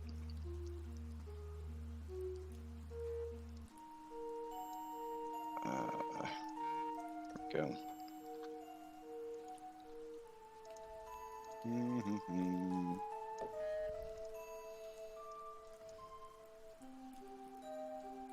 All right. Looking through the shadows, you see the the decimated hulls of several sunken ships. let me bring you over to the map.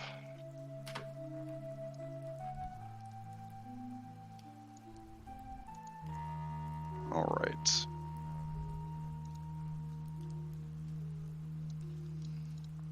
Oof, it's dark down there.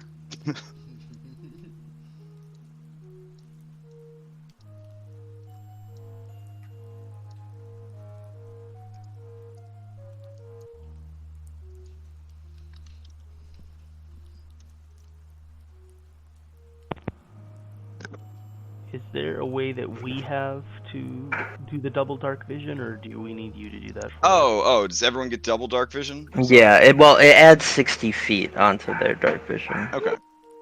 Yeah, unfortunately, I would have to do that myself. Hold on. But in Foundry, let's see.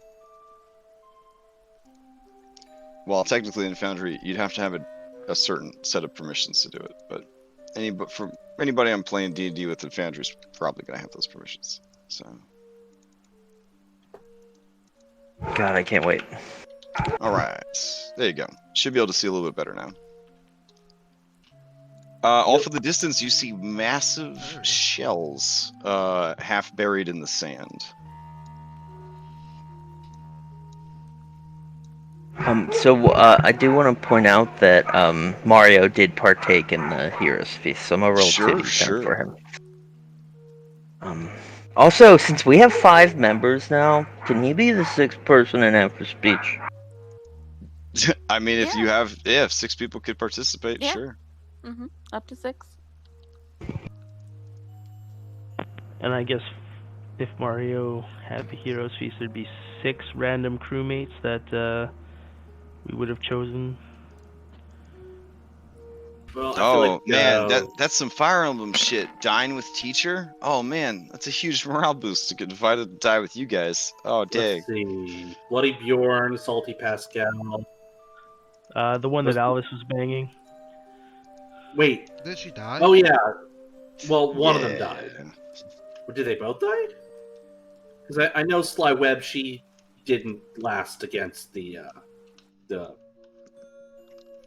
Balrog or whatever the devil the thing was. Demon. Well, no, it's like because it's like wielding a sword and a whip. I just think I know it's not what it's called, but I just think the Balrog thing. Oh no, it was a Balrog. Okay. Or no, sorry, it was a Baylor, but yeah, it's based on Baylor. the same mythology. Yeah. Yeah, just same thing, different name. Mm. I just want Baylor. I can't remember that. All right. So yeah, it's dark. It is cold as hell. If you do not have resistance or better to cold, you will be taking cold damage and building towards exhaustion. So just pony up some honesty if you do not have resistance to cold. Or wait, this spell protects you from that, right? Yep, it protects us from it. All right. But yeah, if you did not have this protection, I think they'll be all. Yeah, I was like, yeah. I was like, wait, hold on. I thought we get her because Like, maybe pony up, but like that's all of us.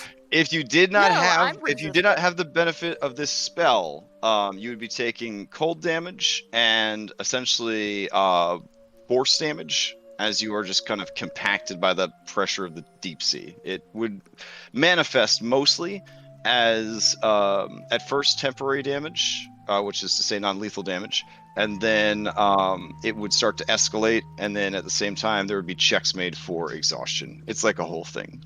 So bottom of the ocean, a tough place to be. Double check it. This spell isn't concentration, right? No, it's not a ritual, but it's a long duration. Cool.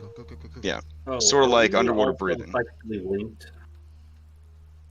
Yeah, every hour we stop to cast that ritual, and we did it beforehand. Okay. So Pietro's gonna think of Jenna.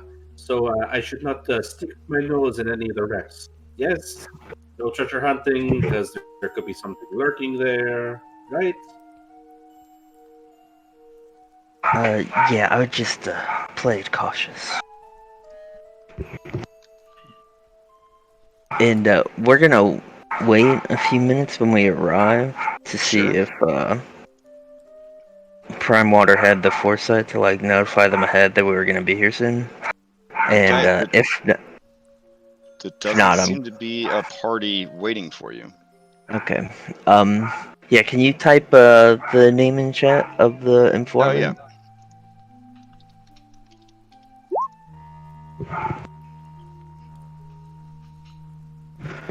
Like the trench. Hiriana. Beat me to it. So for sending, you have to. You can send a message to someone you're familiar with. You say that Crash's description of her and like her name and everything is enough to say I'm familiar with her. Yeah, you're familiar with her based on the description of the name. Hence the reason he gave it to you.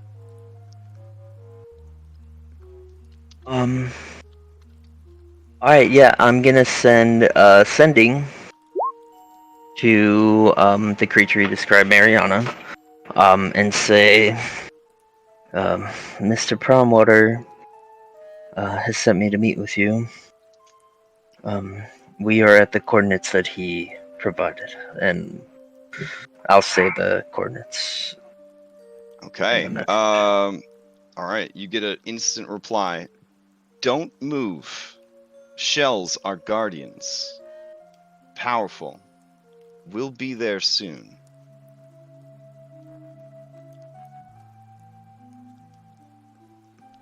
Alright, I can't respond, so cool. Okay. All right, and you do look over. Those shells look pretty intimidating.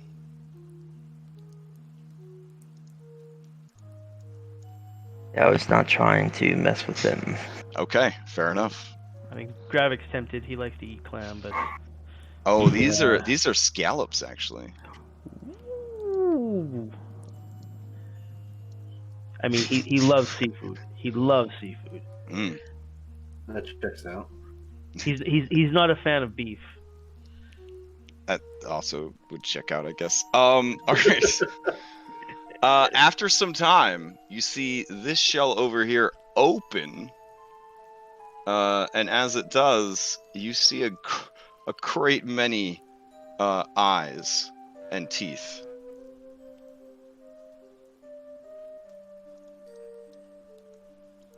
All right, it begins to swim, which is pretty creepy to watch, towards you. Mm. You see many small philia? What am I? What's the word I'm looking for? Mouth tentacles, kind of start oozing out. This looks like the kind of creature that would gobble you up and digest you.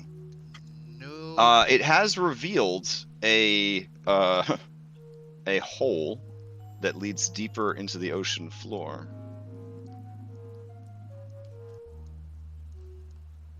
Did it look like it moved to give us access? You could do an insight check. I think I shall. This is an alien creature, so yeah. You have no idea. It has not advanced anymore, and it has kind of settled back down towards the ocean floor. But it is watching you with its with its shell, with its hundreds of blue eyes. I mean, it did stop after moving a bit, so it's no longer Right. advancing on us. Correct. I'm going to move towards the hole. No, don't. We were I'm told gonna- not to move. I'm gonna. Okay. It's gonna told me to. All right. Stay where you are. The creature started to twitch as you move towards it. You do see 6 aquatic individuals, lower half of fish, swim up out of the hole. As they swim by the scallop, one of them reaches out and begins to pet the creature. The creature wraps some of its mouth tentacles around. Hold on. Are they called cilia? What are they? God, it's killing me. I'm like, as soon as you said hold on, I'm like, you're totally Googling it.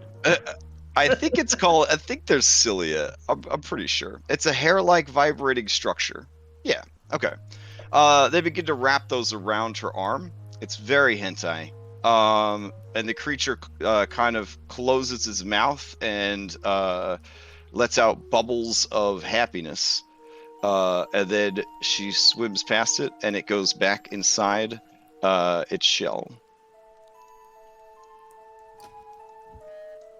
All right. As she swims up, she calls out in the melodious singing music of Aquan spoken underwater. We meet again. It has been a long time since the prison ship. That it has. Oh.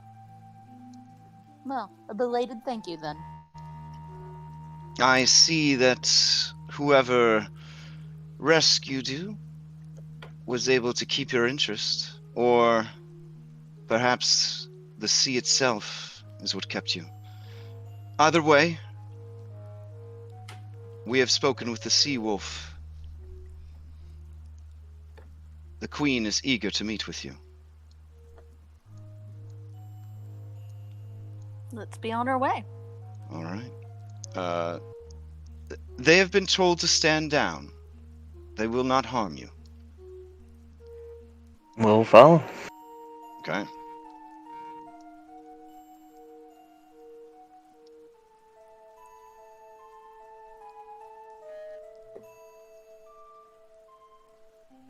Don't forget the Mario. Yeah, Pietro, as you go by, this scallop kind of peeks at you, starts using its cilium to sort of sniff the water around you. You realize its true its true interest is this individual right here. Oh. I'm gonna swim closer to Garuda and just sort of lean toward. Oh wait, I don't need to talk. I can think at him like, Garuda, careful. The scallops they literally want a piece of you. Everybody Yeah. wants a piece of this, Pietro. Come on now, where have you been? I mean to eat you, not in a sexual sense or a fighting sense. I mean they want to eat you. Pietro, All right. everyone wants to You- eat me. Where have you been? You swim down and down and down into what is essentially, because this is how weird the planet of Tyrell is, the underwater Underdark. Therein you find a large, completely submerged cavern, large enough to house a city. The roof of the cavern has many bioluminescent creatures that create the illusion of a starry sky. It is quite beautiful. All right. As the city of Tyria comes into view, you see a great many merfolk making their way to and fro. There are a plethora of sea animals that are here as well. And even through the spell, you feel the harsh pressures of the deep ocean start to lessen a bit. You're not sure how scientifically that's possible. It could just be an effect of the city itself. I don't know. But it does seem a bit more hospitable than the actual ocean floor. All right. You are brought before the royal court, the coral throne. All right. We got some music to switch to. Here we go.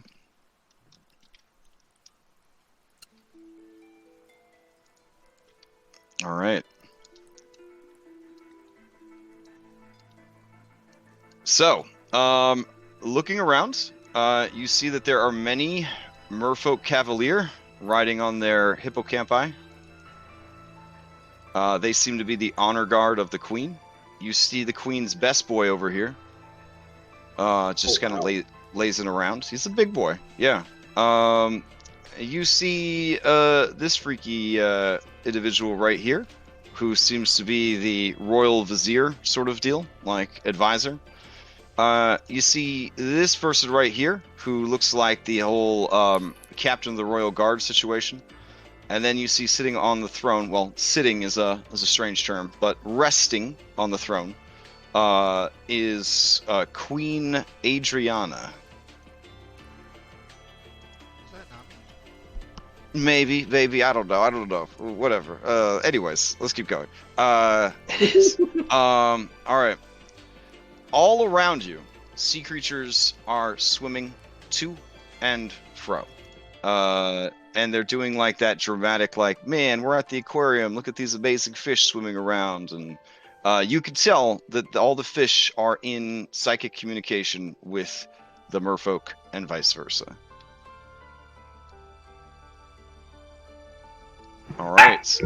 You are brought here to the platform of guest speaking, I guess you could call it, and it is kind of hard to hear what she is saying until she raises a lovely conch shell up and gains the benefits of thaumaturgy, her beautiful melodious voice traveling through the waterways, and then Mariana hands you a similar conch shell that you could use. I look at Afra like, does she want it? Sure, I'll talk. Okay. All right. This person steps forward, and in a bold voice, she says, "Land dwellers and sky dweller," as she kind of looks at Garuda. It has taken much courage and trust on the part of our people and our queen to allow you into our city. But these are the darkest and most desperate of times. We hope that the one trustworthy land dweller in the nightmarish collection of hovels that is Saltmarsh, the Sea Wolf, has delivered upon us potential allies, or at least trustworthy liaisons as to the affairs of the alien world above. Behold, Queen Adriana. You may speak, but know this: any hostile action against her or her people will be met with a swift end. And she motions to the hundreds of sea creatures around. You do a quick action economy estimate, and you realize that at level 11, your best chance of victory would be to leave, because it's a lot of action economy to try to mitigate. You're also in the heart of an alien city, with thousands of people in it, so there's that as well. All right, Mariana nods to you, Afra. Well, I would say greetings on behalf of the surface world. We primarily just came to see how you fared. All right. She blinks both sets of eyelids at you. Her face does not convey any sort of emotion. Her gills move quickly as she filters air into her lungs. She sort of digests the words that you have said. Finally, she speaks. We fare poorly. We have a great many enemies, and our allies, the Tritons, have been driven off.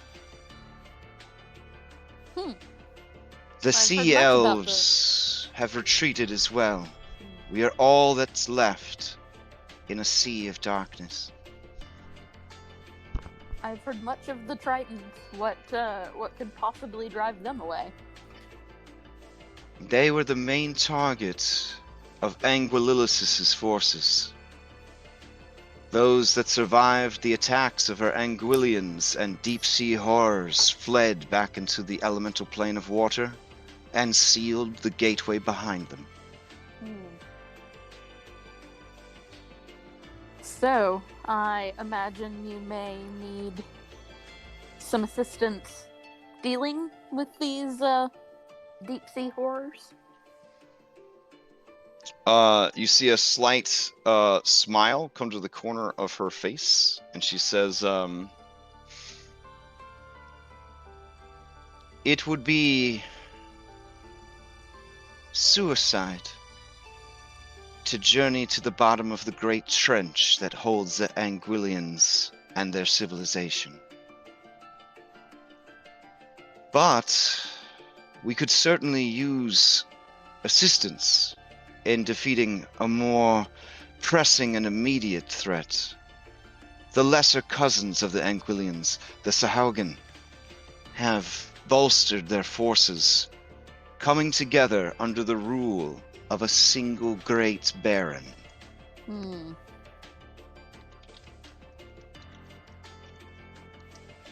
Yes, well, it certainly sounds like fun.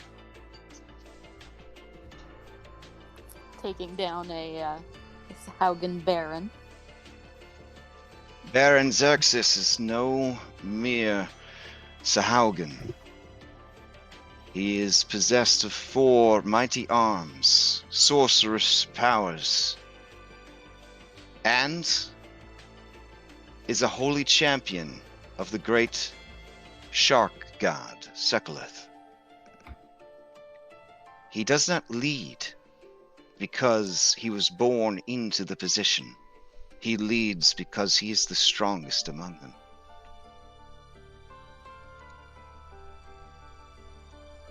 But because of this, we feel that if he were eliminated, the rest of the barons and baronesses, the priestesses, they would fall to infighting to try to fill that gap. More than likely, they would tear themselves apart, or at least be in disarray enough to remove them from the equation long enough for us to bolster our own defenses. And perhaps ready for the oncoming battle. You may not know this, dwellers of land and sky, but a great evil rises in the deeps. No, we have an idea. Truly, is the reach of Anguillilis so strong that it even affects such a faraway place as the land? You gotta bear with these people again. This is you guys are from another planet. You're like from the fucking moon, okay? They have very little contact with the land. They don't know what you guys get up to up there besides being awful. So. And we excel at that. We had great allies amongst the Sea Elves, but the Sahaugen ceded a great many Melenti among their population over the past few centuries in preparation for this age. The Melenti were more than successful in destroying the Sea Elf society and government from within. Now the Sea Elf nation is scattered and embroiled in a bitter civil war, while the ocean bleeds around them.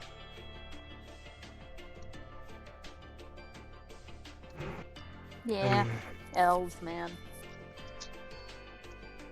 Well, so how what do you know about these Haugen?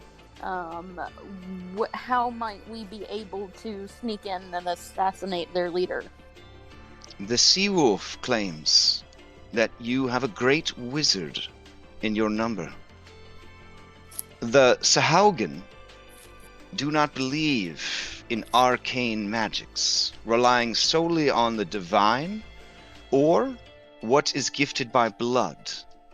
I believe your people call it sorcery. As such, they know little of the precautions that must be taken to keep one safe from such magics. Very well. I will warn you. Their fortress is vast, and their numbers concentrated within are great. An entire city of Sahaugen. To fight them all would be folly. This is the sort of thing that would require precision.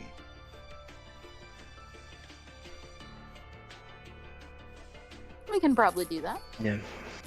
We're telepathically linked, so like Sure. we're You kind guys are of all, like yeah. And Jenna's like, I think I got a couple ideas.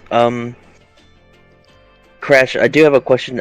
From like the study of the research and Kaladek's manifesto, is it safe for me to like, assume that this Baron has one of the crowns I need? A Baron is a king by Sahaugan standards. That's the highest title that a male Sahaugan can achieve is Baron. Okay. Yeah, the other notable ranks would be a Baroness, which are very rare because usually females are trained to be priestesses. So a high priestess would normally be the strongest female Sahaugan.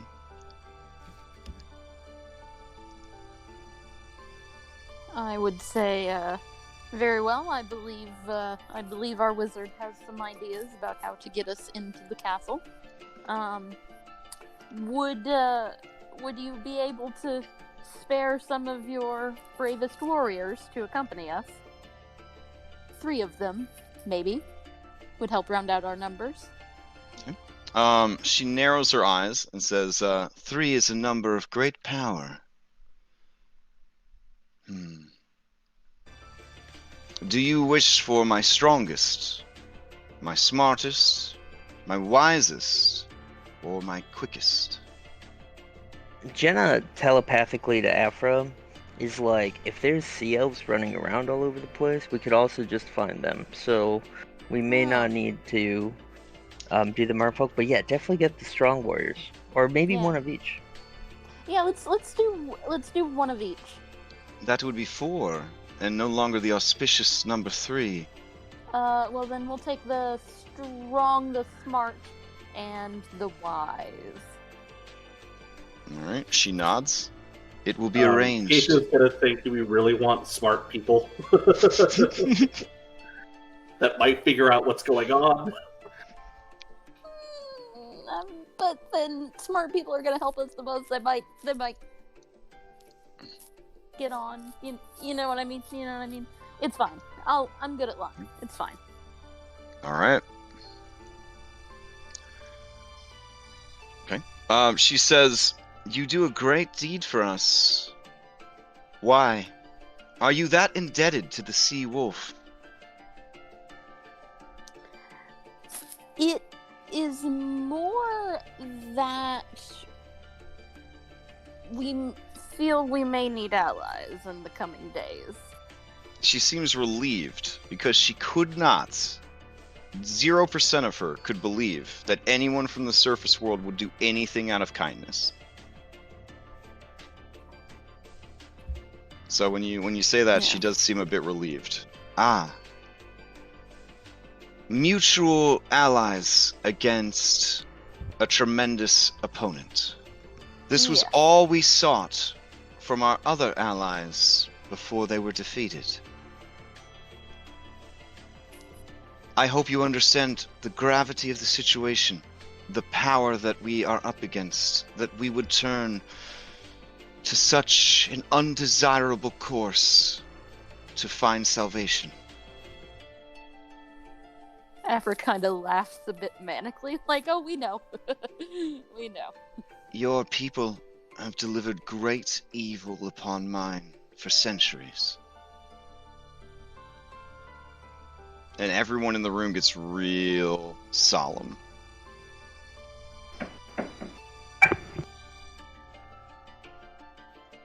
I mean, I don't know if they were our people. I mean, we're all kind of new to Saltmarsh, you know. We kind of, you know, that was kind of them. The Sea Wolf claims that he wishes to aid our people and make amends for the crimes of his ancestors. I believe these words.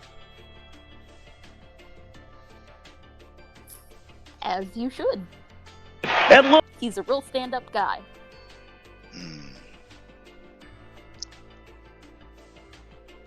He is more like us than he is like men of the surface.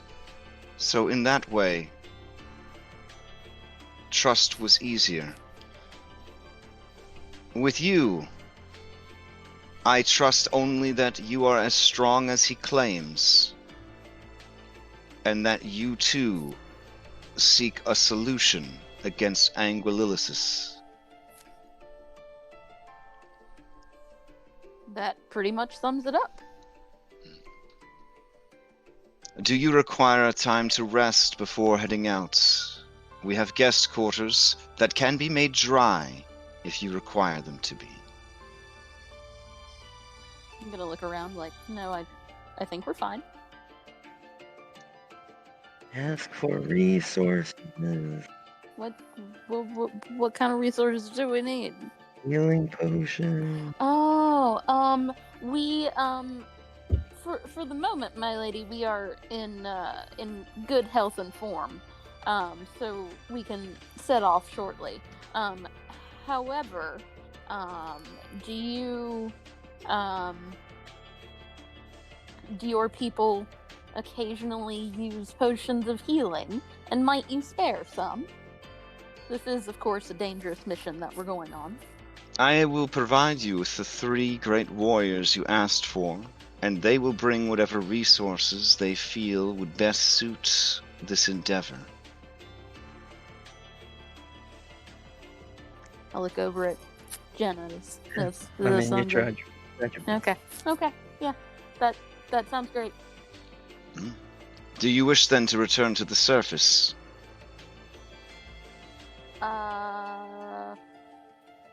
I mean, I guess, where are we going? I don't actually know that. Can we just, swim there? Or do we need to go return to the surface and sail for a bit? I do not understand how you choose to travel, but the location of the Sahaugen's fortress is farther away than it is close. Perhaps they could Information provide will be provided along with the 3 warriors that I will lend to your cause, to our cause. Very well. I guess we will head back up then? Okay. They request that you sit tight while they gather up the what was it? Wisest, smartest, and strongest of their people? Yeah. Okay.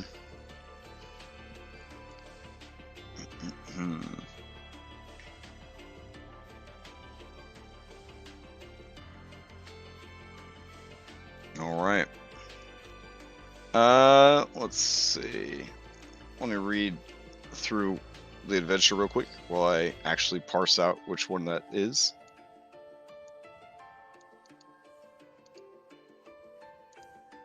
All right. Let's see.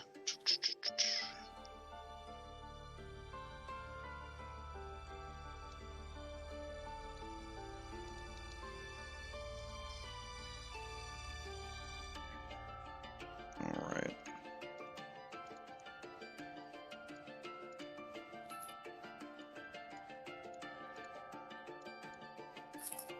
Okay.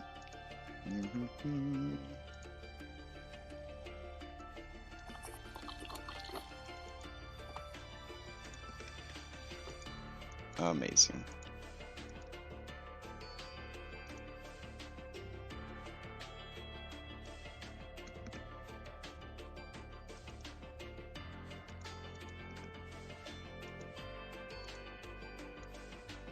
All right, as you guys are sort of escorted out of the palace, the 3 champions of the Merfolk are sent to you. One of them is not truly a Merfolk, but a cousin of the Merfolk, a Marrow. You have faced Marrow before, They are sort of like the ogre equivalent of mermaids. This one's name is Clyde. Once we faced they were undead though, right? I'm pretty sure. The ones you faced were undead. This one is very much alive. So. Elvis made a helmet out of one of them. Right. In Aquan, Clyde introduces himself. I am called Clyde. I am the strongest in Tyria. And on the Queen's behest, I have been sent to help you end the foul reign of the Baron Xerxes. Sounds great. It's nice to have you. You look like you're the strongest. Okay. Then this dude swibs up and he's like, I am more. I am a druid, and the wisest, some say, though it would be unwise to believe them, of the Merfolk here in Tyria. I have been chosen by the Queen to assist you in your great endeavor.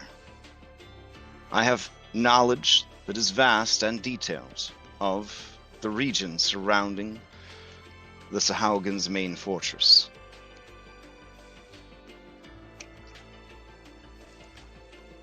It's fair. That'll be very useful. And then Mariana turns to you guys and says, we have already met. I am Mariana. I am the... And she smirks. Most intelligent of all the merfolk here in Tyria, which is not necessarily true, but I know the most about the surface world and surface creatures, which is more than likely why I have been assigned to this role.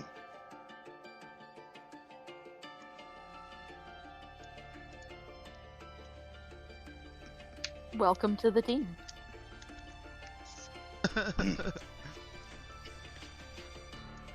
Okay. So you guys are gonna head back up to your ship? Yep. I mean, unless they have like any like means of underwater travel. Well, yeah, if you guys wanted to hang out in Tyria while they figured out some, or drop some info on you, that would be cool. Yeah. Okay. All right, the fortress is known as Tallcrask, which I will post in here for you. And it is massive. 3 floors of the fortress are dedicated solely to the nobility and the military.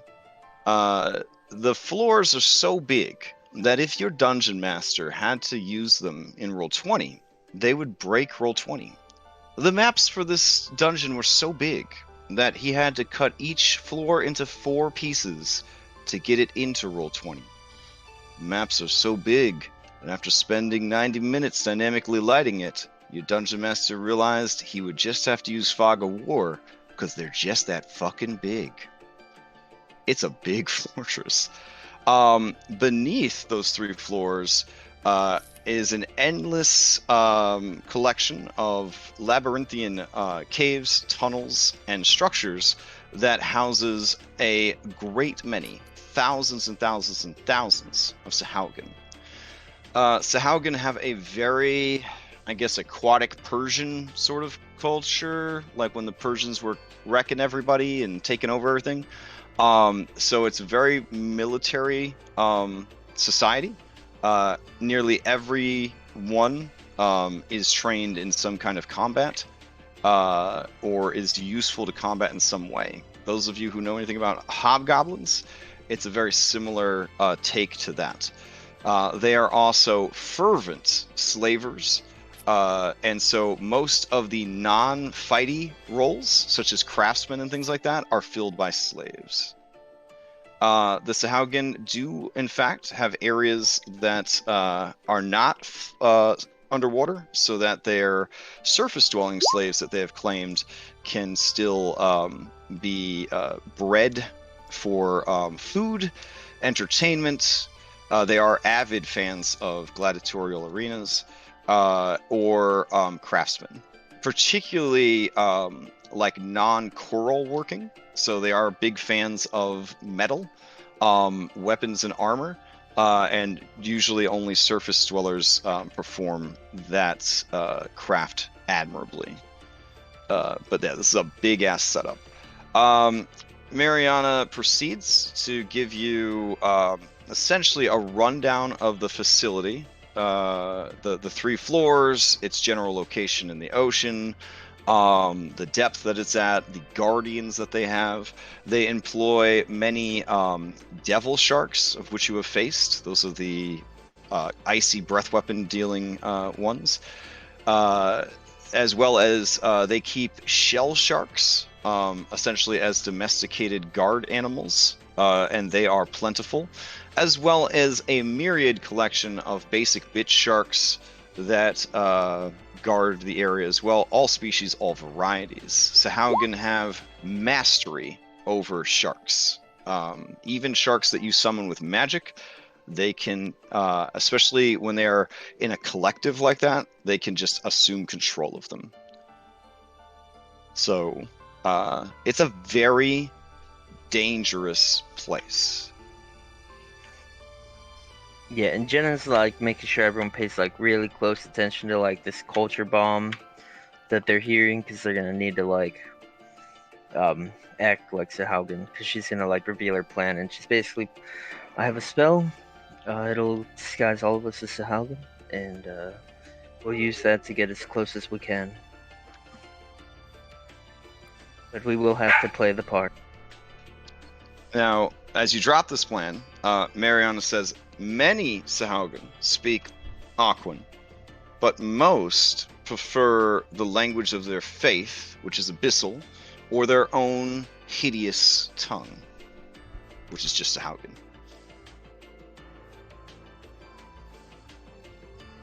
How will you tackle the language barrier? Do you speak Sahaugen? Can you cast tongues on another person? Can you cast tongues Yeah. on me? Yeah, I can make it Okay. where 2 of us could speak it. Moore says, it would be wise to know as much about Sahaugen as possible, if this is your course that you wish to take. I can assume the form of a non-shark, yet violent undersea creature, and play the part of loyal steed or pet. Clyde here, his people, no offense, Clyde, are prone to violence and are opportunists. Anyone who's willing to pay them in meat and pearls can generally win their allegiance, so he can simply play the part of a mercenary or bodyguard. At Moore's comment, Gravik suddenly looks like he has like an epiphany. He looks at Moore and goes, can you shapeshift into, what's the word of this? Calamari. An octopus. Right. Yes, I certainly can. Do not worry, generous one. This large ally of yours could be disguised as another Marrow, or there are many among the Sahaugen who grow to tremendous size.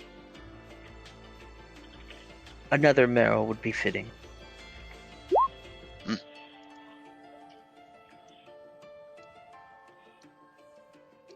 All right.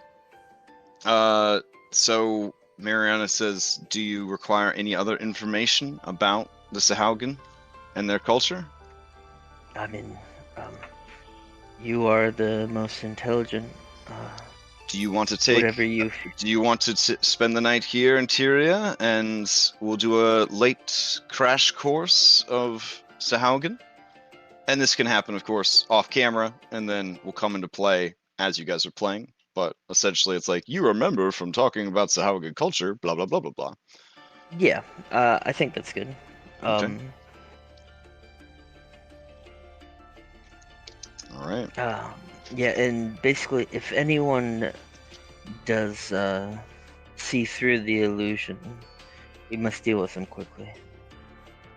That's to keep up our guard. Okay. So the question then is, do you travel along the seafloor, or do you sail close and dive down directly, or do you kind of middle ground it? You sail close, but not so close as to draw attention, then go down and finish your journey along the seafloor. Whatever will get us there quickest. Okay. The sea is a dangerous place. More than likely, a ship would be your ship specifically would be safer travel halfway. But given its size, it would certainly draw attention to itself if it got too close. So you could half and half it. Probably be the wisest course of action. All right. Yeah, we'll half and half it then. Okay. It is an unpleasant experience for the merfolk who despise being on land. Any sort of land, but they'll make do during the journey. I mean, we could like tow them along behind it. Fair. Mariana, out of curiosity, will come up onto the ship because she wants to see everyone. Moore will also come up onto the ship and just assume the guise of some seabird, essentially. And Clyde will, not wanting to be left out, also come up onto the ship and trying to like prop himself up to look like he could like kick some ass, and not that he'd have to flop around like a Magikarp. Okay. All right. Mariana definitely has like a Princess Ariel situation going on where she's like way into like the surface world, even though it's super taboo because of, you know, centuries of like betrayal and sacrifices and hunting and yeah. It's like all the things that King Triton wasn't allowed to say because it was a Disney movie. Like all the horrible stuff that humans did. Yeah. So, but she doesn't care. She's way into like the surface world. Does she use forks to groom herself? Like she does not. You could convince her with a deception roll that a fork could be used to. Oh, okay. The Merfolk of Forgotten Realms, and mostly of all D&D settings, are not like the Disney Little Mermaid ones, as you've probably seen from the art. They are mostly fish. There are human parts, but they are mostly fish. So similar to the ones from Magic the Gathering kind of deal. So Tritons, they kind of view as like, I don't know, I don't want to say traitors, but like, you know, like why bother getting legs? You know what I mean? Like, why would you bother getting legs? Like, down here is better, down where it's wetter, under the ocean, etc., etc. Yes. But the two races are related, the Tritons and the Merfolk. But the Tritons basically evolved legs because their pursuit of evil was so strong that they needed to be able to pursue evil wherever it went. So Tritons are an entire race of lawful goodies, like, whereas the Merfolk are unaligned or neutral at best. Like, it's Merfolk business is the only business for them, sort of thing. And then you got the Sea Elves, who claim to be chaotic good, but or good, but you know, they're good by elf standards, which does not always match up with surface-dwelling human standards of good and evil. If we're yeah, that alignment, pure good. Yeah, if we're trying to bring in alignment system, the Tritons view themselves as Captain America good. Like the you know, lawful good to the max, the ultimate goody.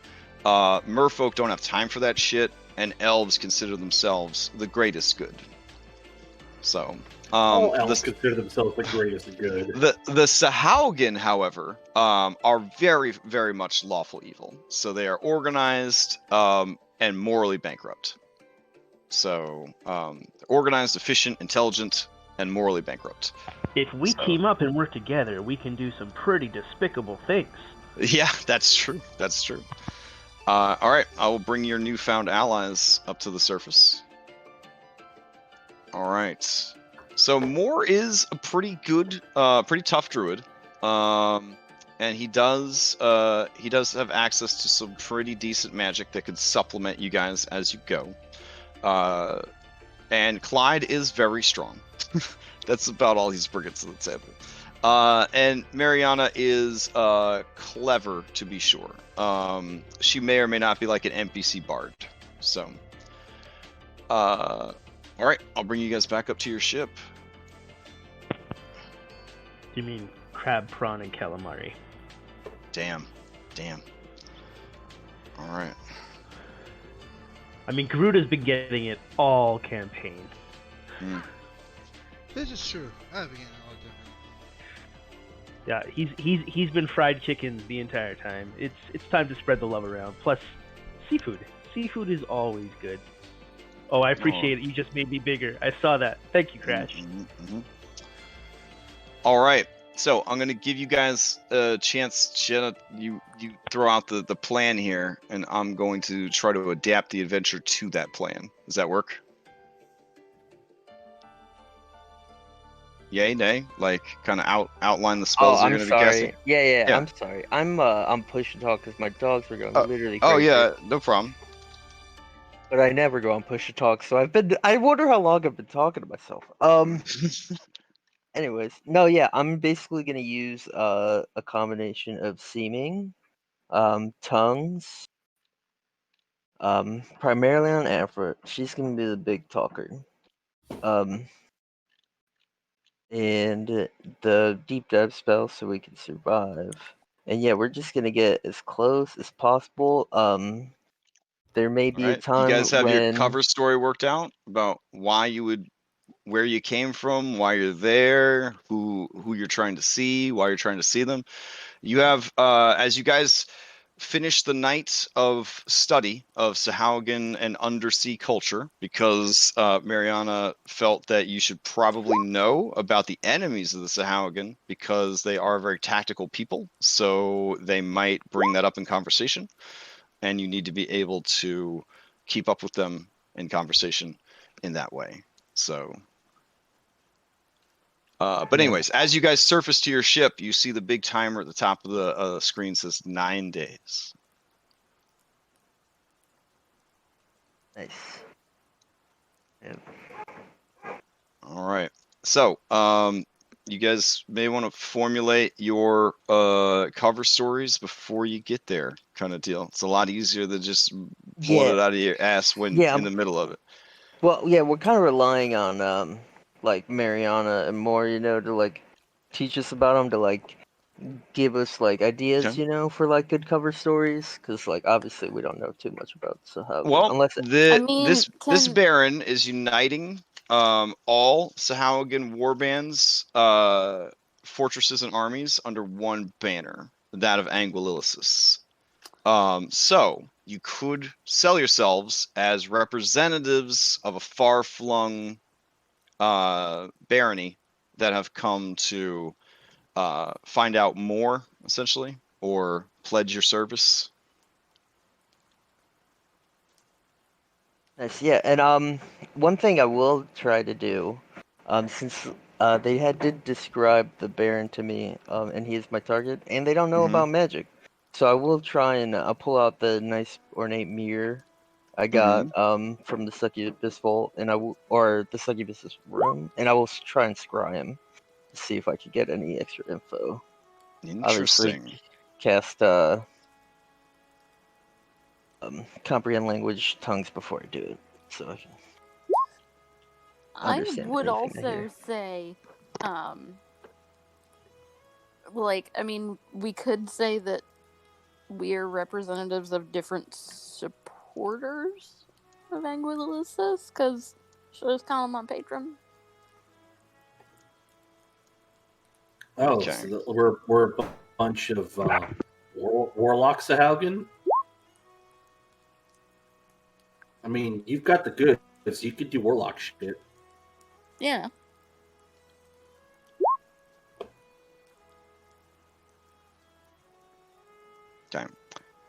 The Baron has 4 lesser leaders underneath him. Baroness Seklaz. She was responsible for the attacks against the lizardfolk, the Sorial lizardfolk, and the basically the acquisition of Surge. So she is more than likely not doing so hot, since all that kind of fell apart. So there is Baron Kepmak. He is the spouse of the Baroness, and he is in charge of the attacks on the coastline, the humans, and their fishing boats. There is High Priestess Thadra. She is less interested in war and more interested in advancing, the waning faith in their god Sekala, the shark god. She fears that this new Anguillisis is going to take away from Sekala's power, basically. You guys have seen pictures of Sekala by now, I think, but maybe, I don't know. She a big Is nasty it shark. like an even bigger, edgy Lord Shark than the demon sharks we faced off against? Yeah. Like I here's a think you showed lovely, a picture. yeah, here's a lovely mural of them looking very edgelord. Yeah. Yeah. Here's a more Eldritch horror looking version where she's got shark tentacles.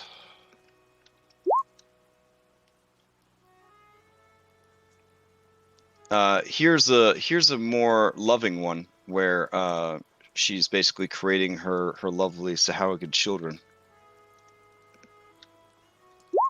This is the kind of artwork you'd see in like mural, like mosaic murals down in the fortress.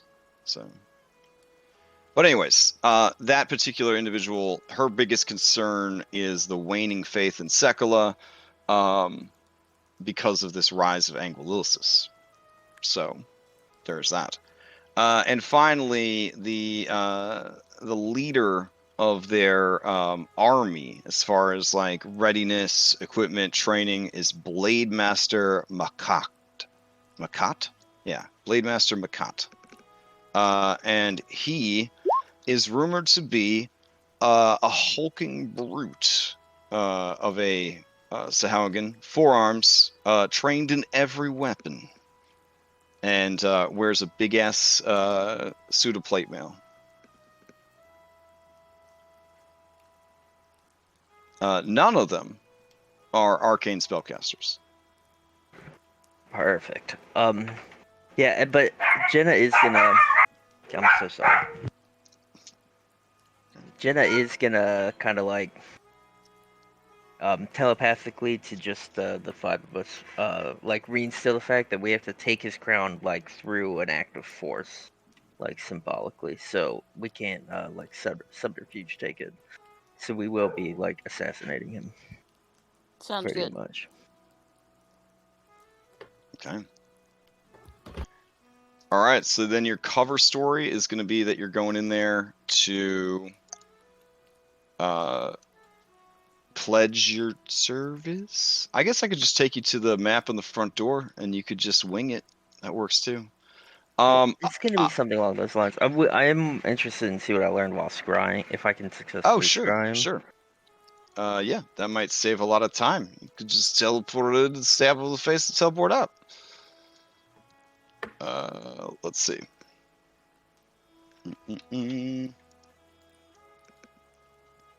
Hold on, I gotta double check his wisdom saving throw here.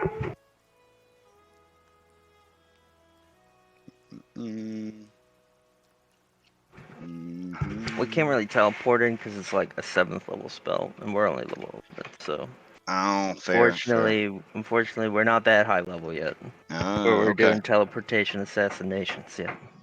Oh, Yes. well, that's gonna make it a little bit tougher for sure. Yes. Uh, The hero's alright. feast tonight might be seafood themed.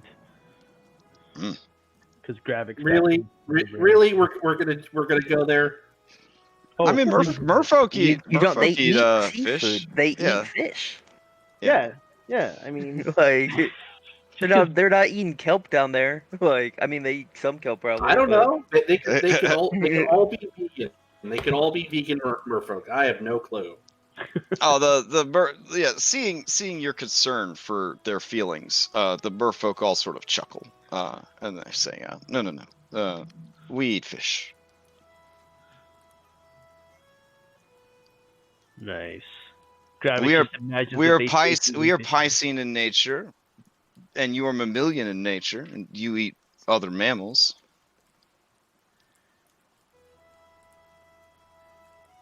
Yeah, I Yes, figured you eat but fish. I wanted to be sensitive. It's better to err on the side of caution when dealing with a new culture. So, Oh man, yeah, Mariano, she blushes at what a sensitive surface dweller you are, and she stores that information away in her evidence that surface dwellers aren't all bastards. I'm imagining. She will probably change her mind when we sacrifice her. Mm. I mean, yeah. Like I said, it doesn't have to be her. We can find some sea elves. Like I don't necessarily want to Okay. just kill Prime Water's contact. Like, Okay. but I mean, if it has to happen, it has to happen. But and you only need to eat their heart, right, Jenna? well, I didn't. I said that. Oh, see, you don't know about the ritual yet. But no, What we need to kill is? Oh yeah, he fails. Okay, so you are able to scry him. You see him in his throne room. He is attended by his generals. You could see and hear, or just see. Which one is it with scry? see and hear. Okay. Yeah, you see that the 4 people I mentioned are there. It does seem that the one who's in charge of securing Surge has done poorly, and is sort of viewed in less esteem and everything else. The room, such as you can see, the throne is made of coral, mixed with the bones of merfolk, tritons, and sea elves that have sort of had the coral grow over and through these intertwined skeletons. It's a very creepy throne. The throne then grows out into a coral sort of formation, and there are natural plants growing, and he kind of sits in the middle of a lovely and well-tended sea garden. Naturally cut stone steps lead down to a floor, such as it is, even though everybody floats and swims. There are 4 massive pillars that hold up a large ceiling in this ornate room. Well crafted mosaics decorate the walls, and there seem to be 3 entrances into the throne room. A main one through a gilded sort of almost golden door, and then 2 others on either side of the throne. I believe scrying only gives you a small area to see, so I probably told you more than you actually would have seen, but whatever. Now, the people that he is talking to, they are discussing their actions in regards to the upcoming ascension or awakening of She Who Hungers in the Deep. There are complaints filed about many of the sharks killing and eating each other, and many of the Sahaugan killing each other, and many of the Sahaugan young have been lost as they killed and ate each other. The king seems pleased by all of this, saying in Sahaugan words, because did you Yeah, I cast tongue? casted comprehend languages and tongues before I cast. Okay. Then in Sahaugan he says, "It is only right for the strong to eat the weak. View this as yet another blessing of she who hungers in the deep. Only the strongest spawn will reach maturity now, and only the strongest among us will be there when she ushers in a new age for our people. And they all get real like, this guy knows what's up. So wise, great leader. He then asks, what of this town, Saltmarsh? And the general guy, the guy that's in charge of all the troops, and the Baron Kepmak, who's in charge of the coastal attacks, says, Baron Kepmak says, well, we continue to harry their efforts, but they are powerful. It will be important for us to attack in great numbers and in great force. I have found underwater tunnels that lead into some caves or caverns beneath the city. Currently, I have also discovered a river that leads from the coastline to a series of caverns and labyrinthian corridors. There is a great and terrible magic there, and also servants of that wizard Kelladek. I believe that is the entrance to the Vault of Souls, Your Highness, and it is there that we will need to send the majority of our forces to secure it and prevent any who may try to stop the Great Hunger. All right, and you can see the Baron kind of stroking his spiny chin, and he's just like, You have done well gathering this information. Very well. What of you, Blade Master? How fare our troops? And Blade Master Makat, who he just looks like the UFC champion of all Sahaugen. The guy is swole to the point of almost ridiculousness. He looks around the room and confidently he says, our forces are stronger than ever. And numerous. With the dissolution of the Sea Elves nation and the routing of those hateful Triton, all that's left is the cowering merfolk who are too superstitious, stupid, and weak to stand before us. No, I am confident that there is no force that could be mustered that could possibly stop us. Rest assured, Your Highness, that when the day comes, your forces will stand ready and will sweep across the city of Saltmarsh, ending all life and offering up the corpses as fresh meat to she who hungers and those most loyal to her. And they all get really excited about that. Very excited. And it's right around there that the scrying would probably kind of fade out. Okay.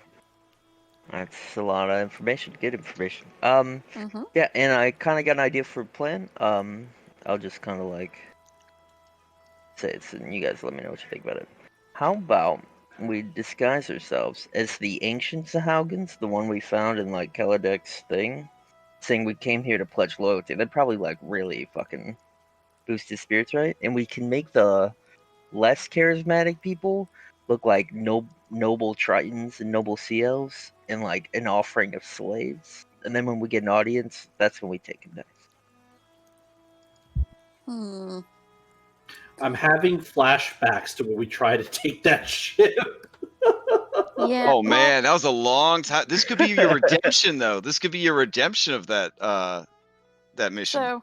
So I have a thought for a counter plan. So we could go in as humans, or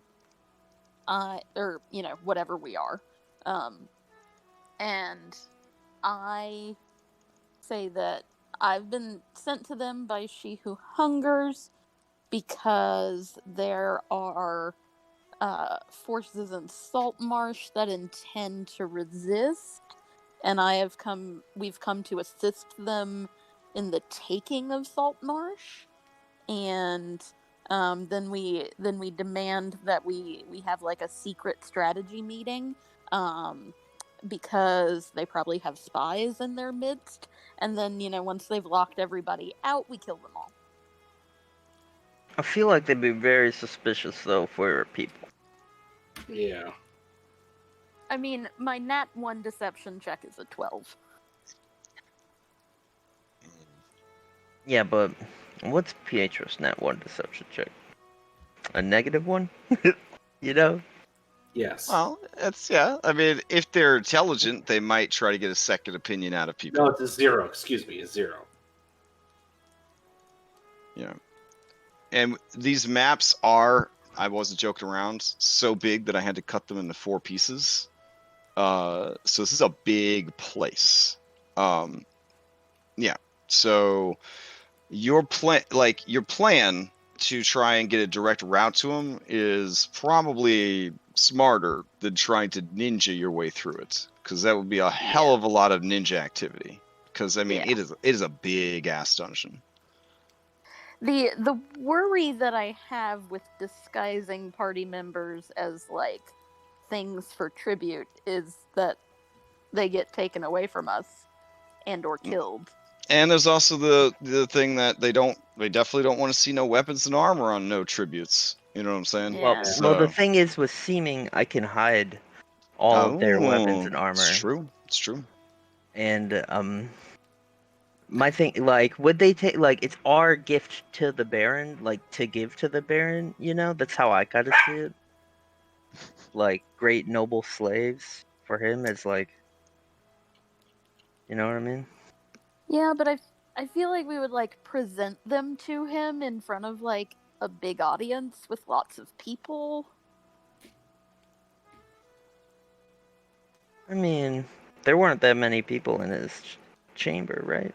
In his throne room, there's just the 4 generals. Yeah, Well, again, I mean, check the how much you get to see when you're scrying a person. I think you see within 10 feet, 20 feet of the person. Well, and also, but like we're like foreign dignitaries. He'd want to make it like a big thing of it. Yeah, and again, the dumbest Sahaugen is rocking like a 12 intelligence. So you got to think that they're going to have, and they're lawful societies, so they're going to have bureaucracy in place to a certain extent. Where, okay, there's foreign entities here. We've got to process them. We got to keep an eye on them. All that jazz. So just keep that kind of stuff in mind. Yeah. Okay, Yeah. so with scrying, it's not that I can only see within 10 feet around him. It's that the sensor stays within 10 feet of him, and I can see And through the sensor. Yeah, so you looked around the throne room and you saw the 4 pillars, you saw the 3 doors. I did not mention it because it didn't seem worth mentioning, but yes, there were royal guards in the room. There were, like there's definitely guards in the throne room. Were there any guards that were like, oh, these are different than Sahaugen? No, it was all Sahaugen in the room. I don't know, I'm not, like, I understand after you got a really crazy deception. I just, like, I don't see him being like, oh yeah? Like, oh, you're from the surface, I've never met you before? Okay. You serve She Who Hungers? Okay. You want a private meeting with me alone without any of my people? So we can find out, with his like just with fewer people. I just don't want a full court of armed to the teeth Sahaugen. I wasn't gonna say without any people. And I've got like evidence, like I could show it by magics and stuff. Aren't they like skeptical of magic though? Well, yeah, but He's a magic user himself, though. He has sorceress abilities. Yeah. if he had a character class, he would be a multi-class paladin sorcerer. What an unusual combination. Yeah, right. But since he's an NPC, they have different abilities that are similar but not the same as player abilities. My other thing is, we gotta be real quick about it. We got 9 days, and we have to still hunt a sea dragon turtle, and hopefully some sea elves, so we don't have to kill Premwater's contact. But I mean, if we have to kill his contact, so be it. I mean, well, whatever. I'm leaning towards, like, if we were to cast a vote, I'm leaning towards Afra's plan. I like her social strength. I think she'd be able to at least get us into the room with relative ease. As humans, Now, as though, lawful evil creatures, they are no stranger to betrayal from within your own ranks. So keep in mind, you guys, for the whole campaign, have been dealing with cultists, rival nations, rival cities, different organizations. Keledic's technically a human. You guys are humans. So the reputation of the human species, or the demi-human species, as it were, which is to say the sentient humanoids of Faerun, are creatures that will betray each other. So it's not that hard of a sell for lawful evil creatures to, say, oh yeah, you guys join the winning team. You know what I mean? So there is that.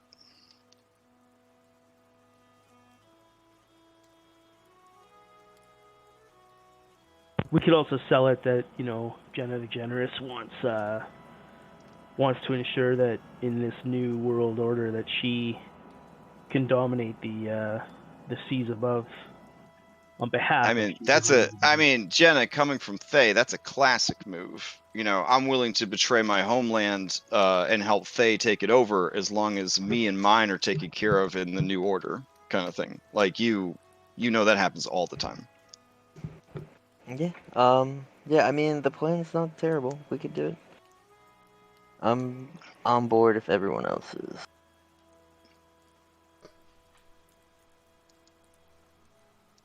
All right. Is that the general consensus then? You will present yourselves as you are.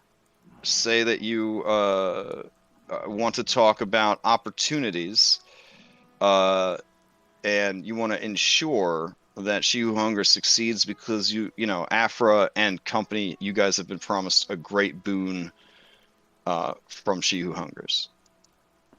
Yes. Yeah. And specifically, we need to talk with a very small audience because a member of his court is betraying them to Saltmarsh.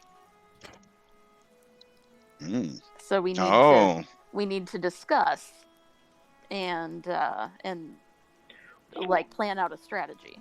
It's one of his 4, but we'll only reveal them in front of the others. You'll only reveal them with dramatic cooking show competition music in the background. Yeah. Yeah, I got you.